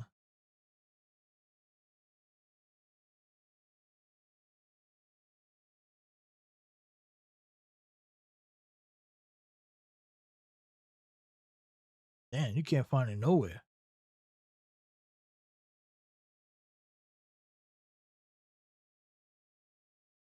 That's crazy. Her weight is nowhere to be found. Well, we know I would assume that she's bigger than 235 for sure. I would assume that. But anyway, I think Crooks will be fine because unlike Alicia or whatever how you say her name, unlike Alicia's only 5'11". Crooks is 6'3". I think she'll be fine. I think she'll do well. She's as tall as, Reese and them, and she has a bigger body. Could you imagine Angel Reese trying to box out Audie Crooks? It's not happening. Even Asia Wilson might have a little trouble because Crooks got that big old body. You ain't getting around her. And she can post in the paint. Like, who's going to guard her? Who in the W can guard Audie Cooks? You're not going to be able to guard her. She's literally going to be the Shaq of the W when she gets in there. Especially if her footwork is right and she gets into WNBA shape, which probably won't happen her rookie year because if she comes right from college to the W, she's going to jump right into the fray.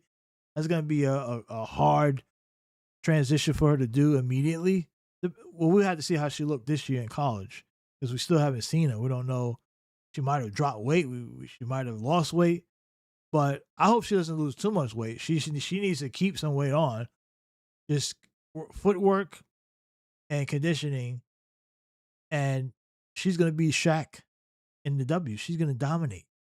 Day one, she'll probably average like 25, at least 20 to 25. Because no one is going to be able to guard her. No one will be able to guard her. They won't. Who's going to guard her? Now, she'll have nights where some bigs like Elena Boston not going to be able to guard her. Nope. Cameron Brink definitely won't be able to guard her. Cameron Brink's like 190 pounds. None of those girls are going to be able to guard her. They're going to see, you think it's physical now. Yeah. Watch when that girl get there. They're going to have to double, triple team her. They're going to have to double and triple team her immediately as a rook. Yeah, they ain't messing with her. They won't be able to stop her. Only thing that's going to stop her is if she gets hurt. That's it. All right, let's see what we got here. Move on. Shaq gets real about LeBron's legacy in LA. Now this is interesting because I've seen this comment go around social media, and people were, criticizing Shaq and that he was wrong. So Shaq basically said that LeBron did win 1, but Kareem got 6, Magic got 5, Kobe got 5, he got 4, Rambis got 3, and they said he's at the party, but he's not on the stage. They're talking about LeBron's leg. Now, look,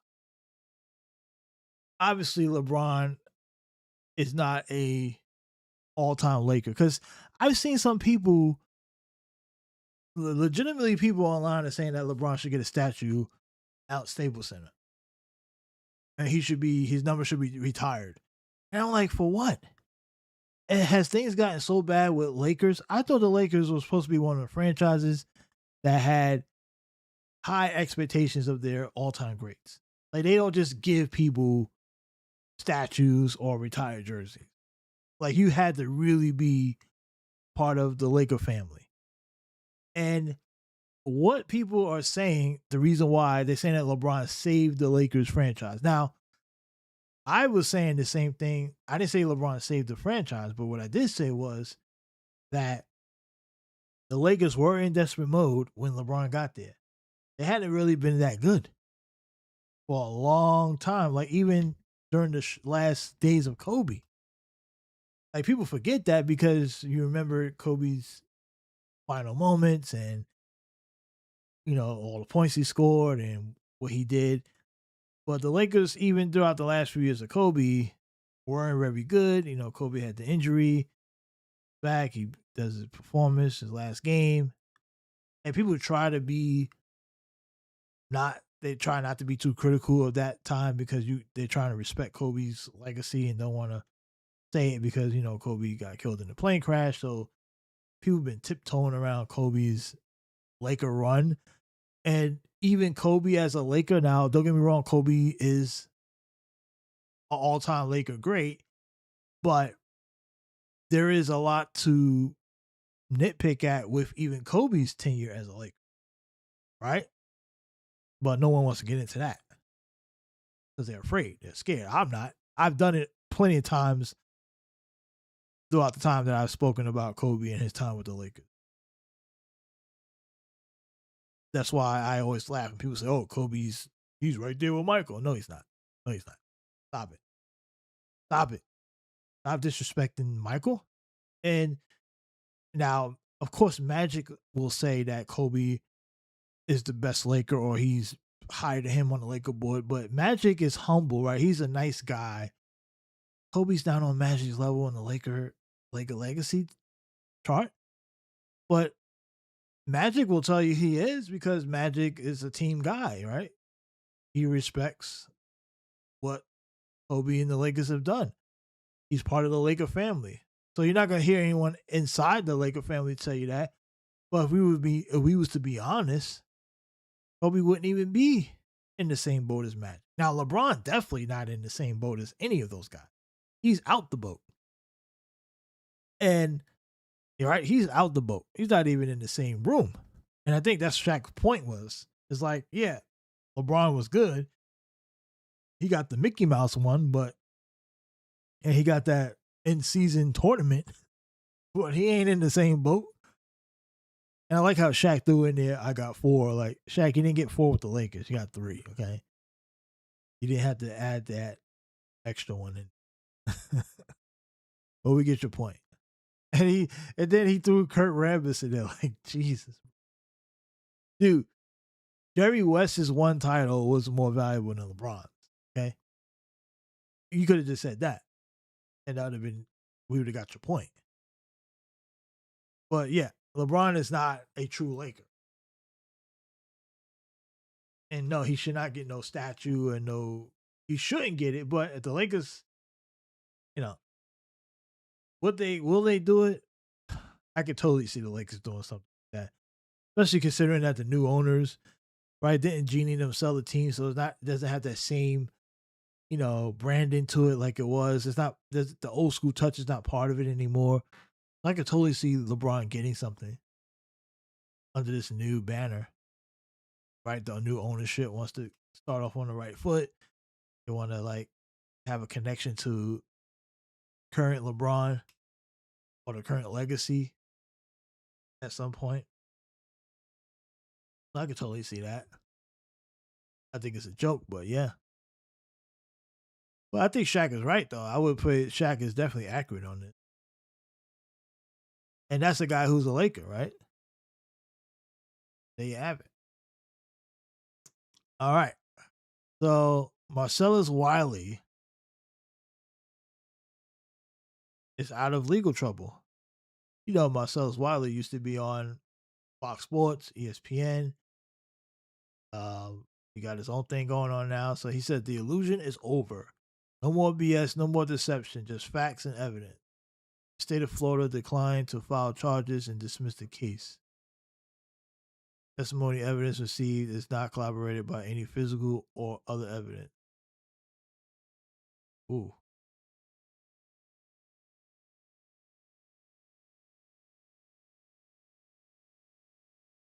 You have it.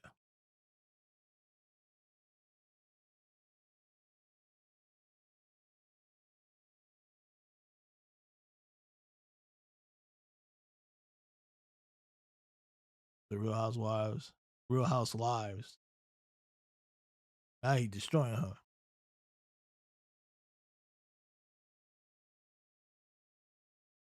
I mean, it is a state of Florida though, so that false allegations need to be they need to be handled. Someone called out Emmanuel Acho. Make a video about this too, because you damn sure made one about the allegations. Ooh. I doubt he gonna do that. Because then that would mean he would have to speak out against a black woman. He ain't gonna do that.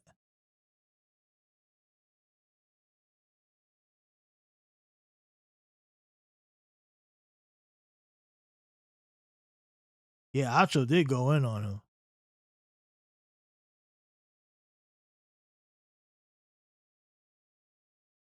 Yeah, he does.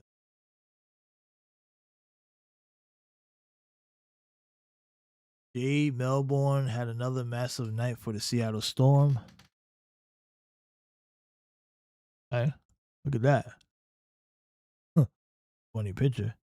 Get it? What's this? The women's they're coming in 2027. Another league? Uh-oh. Oh shit. I gotta follow this. Oh, we already following. This is CTE. Uh-oh. What's CTE? AB should be on there though. Because like this might sound crazy, but Jerry Rice or AB, I mean, like, yo, I'm taking AB. Wait, what? Wait a minute. Wait again?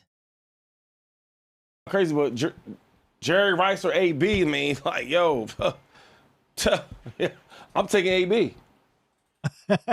Yeah. What did you just say? Jerry Rice or Antonio Brown? I'm taking Antonio Brown. Keep going. I don't care. Thank you guys for watching the Speakeasy. Boys out the mud. We got LaShawn McCoy. What? Bro, I'm not gonna get distracted. Y'all can't. All right, that's one. Two is y'all acting like. What am I saying wrong? What can Jerry Rice do that AB can't do? Jerry Rice got what, 3 Super Bowls? He Bump got the Super Bowl. 22,000 yards. Bump the Super Bowl. He's got Jerry Rice he had like 1,000 yard receiving season at 42, bro. like 42. Yo, Yeah, my man. And you don't think AB can do that? See, y'all talking like that because AB's career. Yes, your career makes you. Yeah, that's the whole point, Mr. McCoy. Come on, dude. See, this is why these guys, even the guys who played in the league, just because they played in the league, that doesn't mean that everything they say is correct. Look, I have I've always, to me, Randy Moss is my number one guy, but obviously Jerry West statistically is the best. But Jerry West used Stickum, right? He admitted it. He was a Stickum guy. Now, when you talk about Jerry West versus Antonio Brown, I mean, we only can go off of their careers. And Jerry West clears Antonio Brown for sure. Come on. Like, what are these guys talking about? Hold up for a second. Hold a second. Hold the front door. Let's let's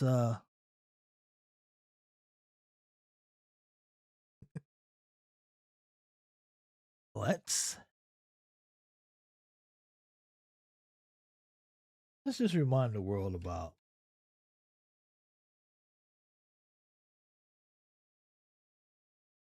because Jerry Rice.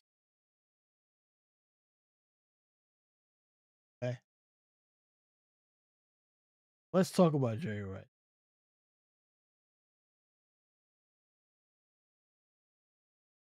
Jerry Rice was voted #1 greatest on the greatest player list. He's definitely a GOAT wide receiver.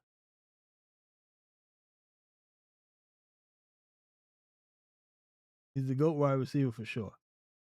But not my GOAT. Randy Moss is my.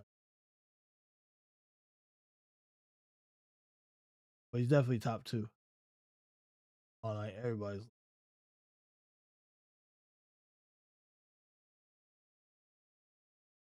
Let's watch some Jerry Rice plays, shall we? Yeah.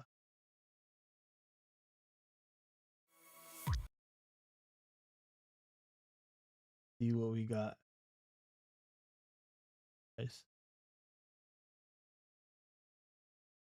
Too long. I wanted something shorter.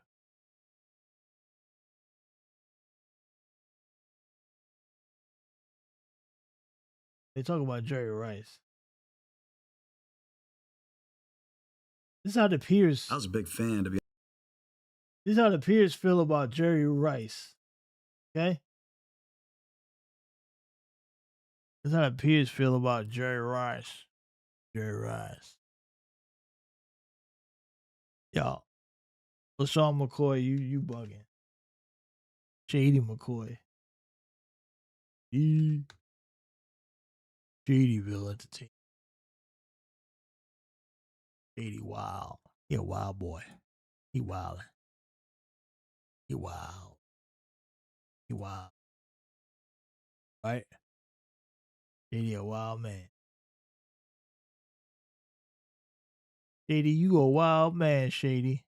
But we ain't mad at you. But we all gonna watch this video of Jerry Rice. And how everyone else felt about Jerry Rice. Just to stick him. I think it's important that we go over this.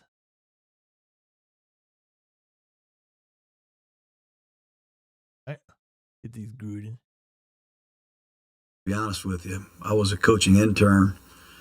I just followed him around and watched him. He had a magic about him. He's Flash 80 because that's what he had on his license plate. But when I started coaching him in Oakland, we nicknamed him the GOAT, the greatest of all time. So we've got a lot of great nicknames for Jerry Rice. I pronounce it Jerry Rice. 5 capital R's, I-C-E. This is a bad dude right here. He's the most dominant player at his position that I've ever seen.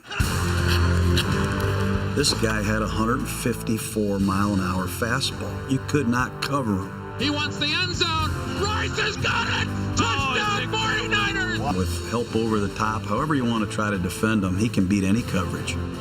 He can take a short pass.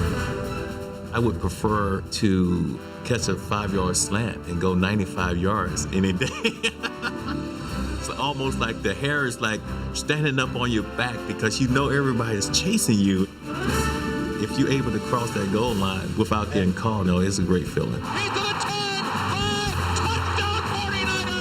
Wow. We used to have a board where we measured yards after the catch. Used to put up Irving Fryer, Michael Irvin, Jerry Rice. But it was a lot because I charted it for 3 years. And he did it for 2 decades. And if you look at his statistics, where he is and where the number 2 and 3 and 4, he's a work of art. Jerry Rice is king of the mountain. 22,895 receiving yards. 208 touchdowns, the most in history. No one else comes close. Rice dominated the record books, yet his true mastery was of preparation, mind, body, and soul. We sent some guys with him to work out a couple times. They'd come back, and that man is crazy. That guy's crazy. He's running up and down hills. You cannot imagine this guy's stamina. His best football was played in a 2-minute. 15 to 13, the Bengals lead. Montana back to throw. Throws over the middle.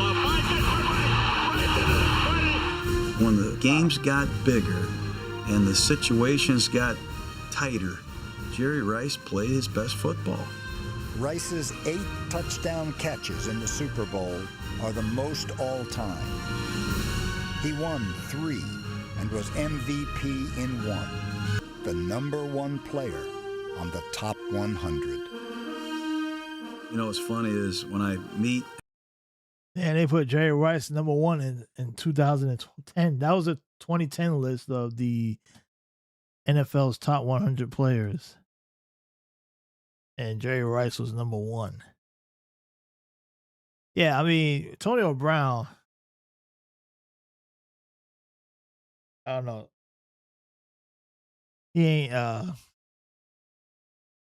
in Jerry Rice's class, JD. Sorry to say. It's just not. They said Don said this is CTE. Let's see what the comments are saying. Yeah, I love the comments. Jerry Rice had records that won't be broken. Nah, this is just stupidity. He's always said dumb stuff for clicks. Notice none of them agreed. They know he's just talking ish.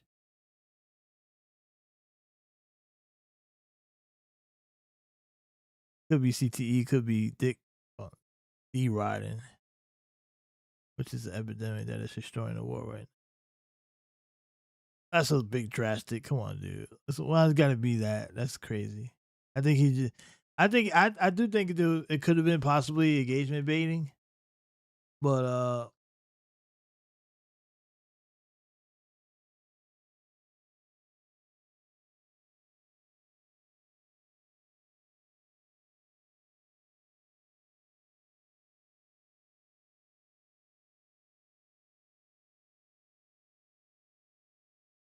he had a lot of wild takes. You could be right.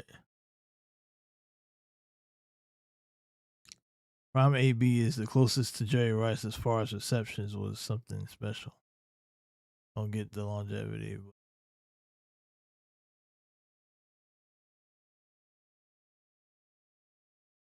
No. All right, let's go on. What's next?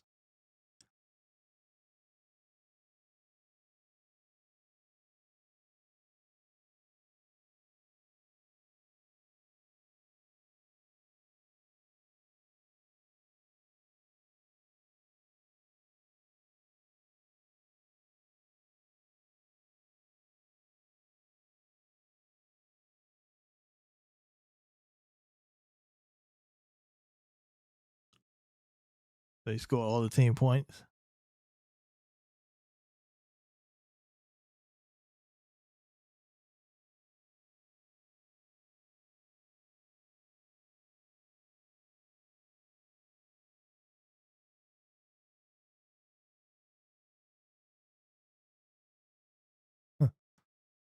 Your average.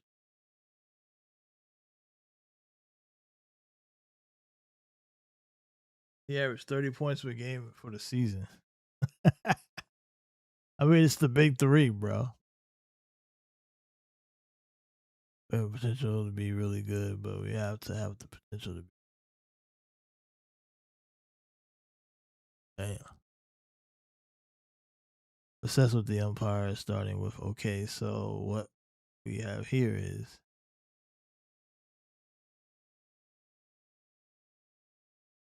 Saturday Night with Lucy Park. Okay. Adrian Peterson in 15 seasons. Should Adrian Peterson be a first ballot Hall of Famer? I guess that's the question. He probably gets in. This first ballot is hard, man. You know how hard it is to get first ballot? It's really hard. But we'll see. We'll see.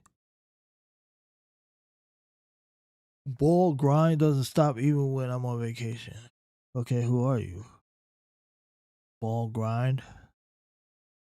Ball grind. Grinding on the balls. She's a sideline reporter for Fordham men's basketball. Fordham? Really?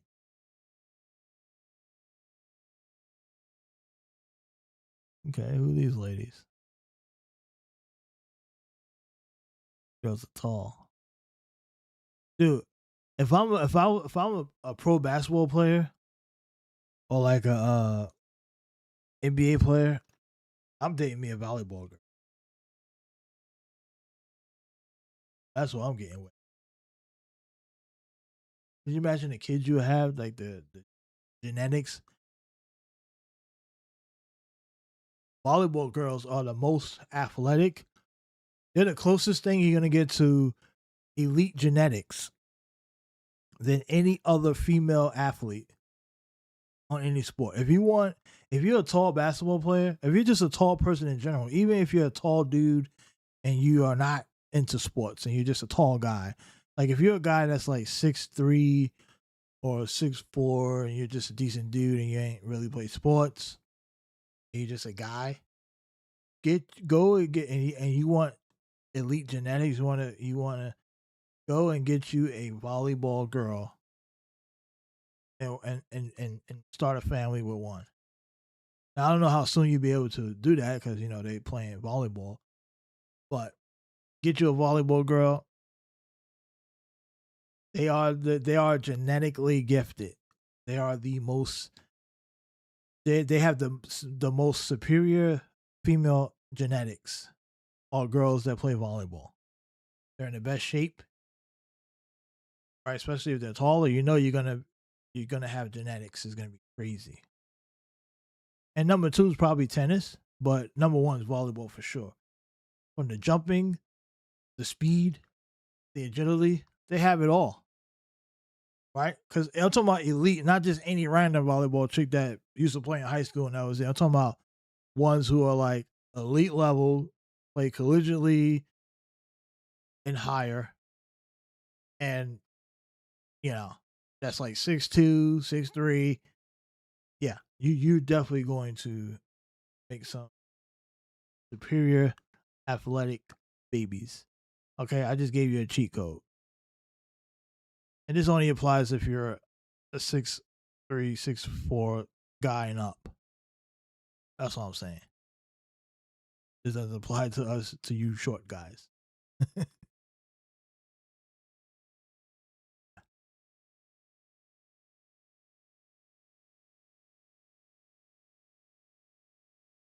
Look at Jordan.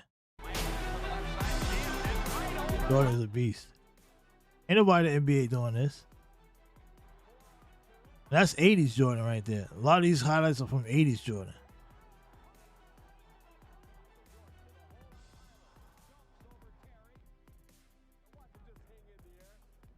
And Jordan was doing that when there was 7-footers in the paint.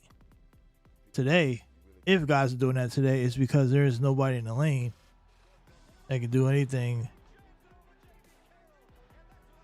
Look at this. That's crazy. This is still more 80s Jordan.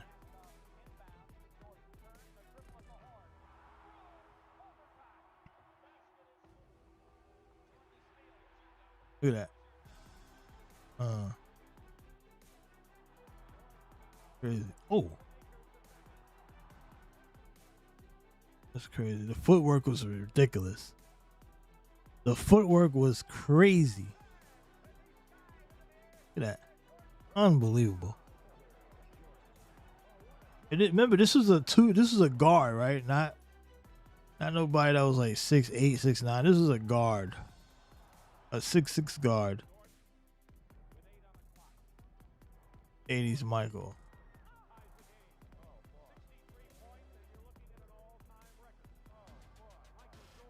Oh. That's sick. Fucking freaking sick. Move on.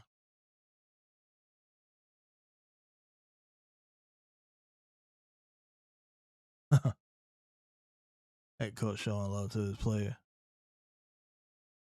That's cool.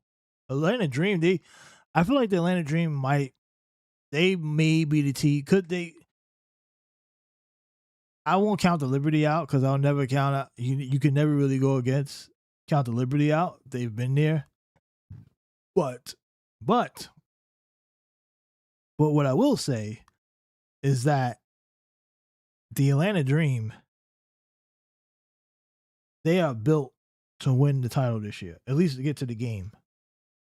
Now, the West is going to be a dogfight. You got the Lynx, the Aces, either one of those two teams. Definitely, the Aces got their hands full. But they have to deal with, the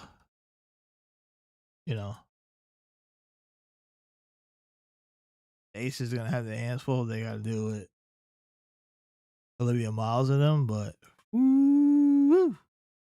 right now, I'll tell you right now. A twinny twin. Gonna be a game. It's gonna be a game. Say that much. Be a game. I like to see. I think it's gonna be Lynx and Aces in the Western Conference. Eastern Conference is gonna be Dream and Liberty. The Fever is right there. I won't count the Fever out. You could very well see Fever. That would be the dream matchup. Caitlyn versus Reese again. I know technically it won't be Caitlyn versus Reese because, the factors, but just to have that rematch, that the WNBA could be slopping at that match. No offense to the Liberty, man. Liberty, people should want the Liberty in the games. But the problem is, the Liberty is not going to sell like the Fever versus Lynx matchup will sell. I mean, Fever versus Dream that will sell. And that's the problem. That is the problem. They're not going to be able to sell it. Easton and Angel, that's what blew everything up from the college. The WNBA is going to want that matchup. And Angel Reese comes with a team now. She got Lisa Gray. She got Howard. She got a little team with her now. So she got her reinforcements. And obviously Clark got Mitchell and Elena Boston and, her squad. So that's definitely the dream matchup for the Eastern Conference. That's definitely a dream match. Liberty haven't really been the same since they lost their coach that won the title with them a few years back. Right, when she left. What's her name? Sandy something? They haven't been the same since. They're still good, but they weren't as good then. And I like to see Aces and Lynx. Western Conference Finals.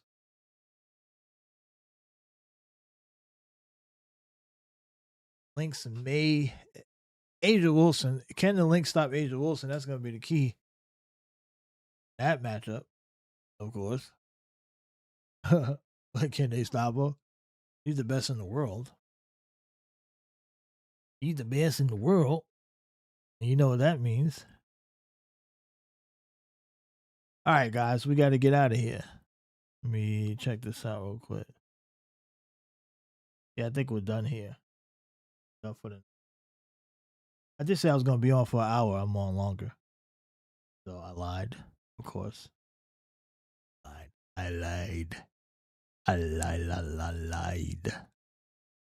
All right. Guys, send us an email at sportsteady@protonmail.com. Sportsteady@protonmail.com. Don't forget we're on Instagram @sportsteady, Twitter @sportsteady, and Facebook as Sports Steady, YouTube Sports Steady TV, as well as Hoop Steady, Gridiron Steady, Sports Steady Network, and Baseball Steady, Puck Steady. Whatever steady you got, we got with Steady. Sports page run by sports fans. Remember that. Also, we could be starting a podcast again, maybe not, at some point before the football season kicks off, or maybe next year, or never year. But if you like football content, I would advise you to go over to the Gridiron Steady channel. As well, if you like hoops, go to Hoop Steady. We're going to try to post more content over there. Remember, this is a sports page, sports network run by sports fans. So if you got anything, bring it on. Bring it in. Join us. Right? Share your sports opinions. We'll be looking for them out online. If you send us sports stuff online, we will post it on the channel. You want to be on live, you can do that too. We don't care. It's the sports page by sports fans. The fans of sports fans. We're not like the other people who want to gatekeep and only have their friends on. This is for everybody. Anybody and everybody can get on this at any time. Just let us know. All right? DM us on any of the platforms as well. X, Instagram, Facebook. Let us know the time, when, or if you want us just to post your video, because you may not have a page and you want to get your opinion out, send us the video. We'll make sure to upload it and we'll tag you. No problem. All right? Peace out.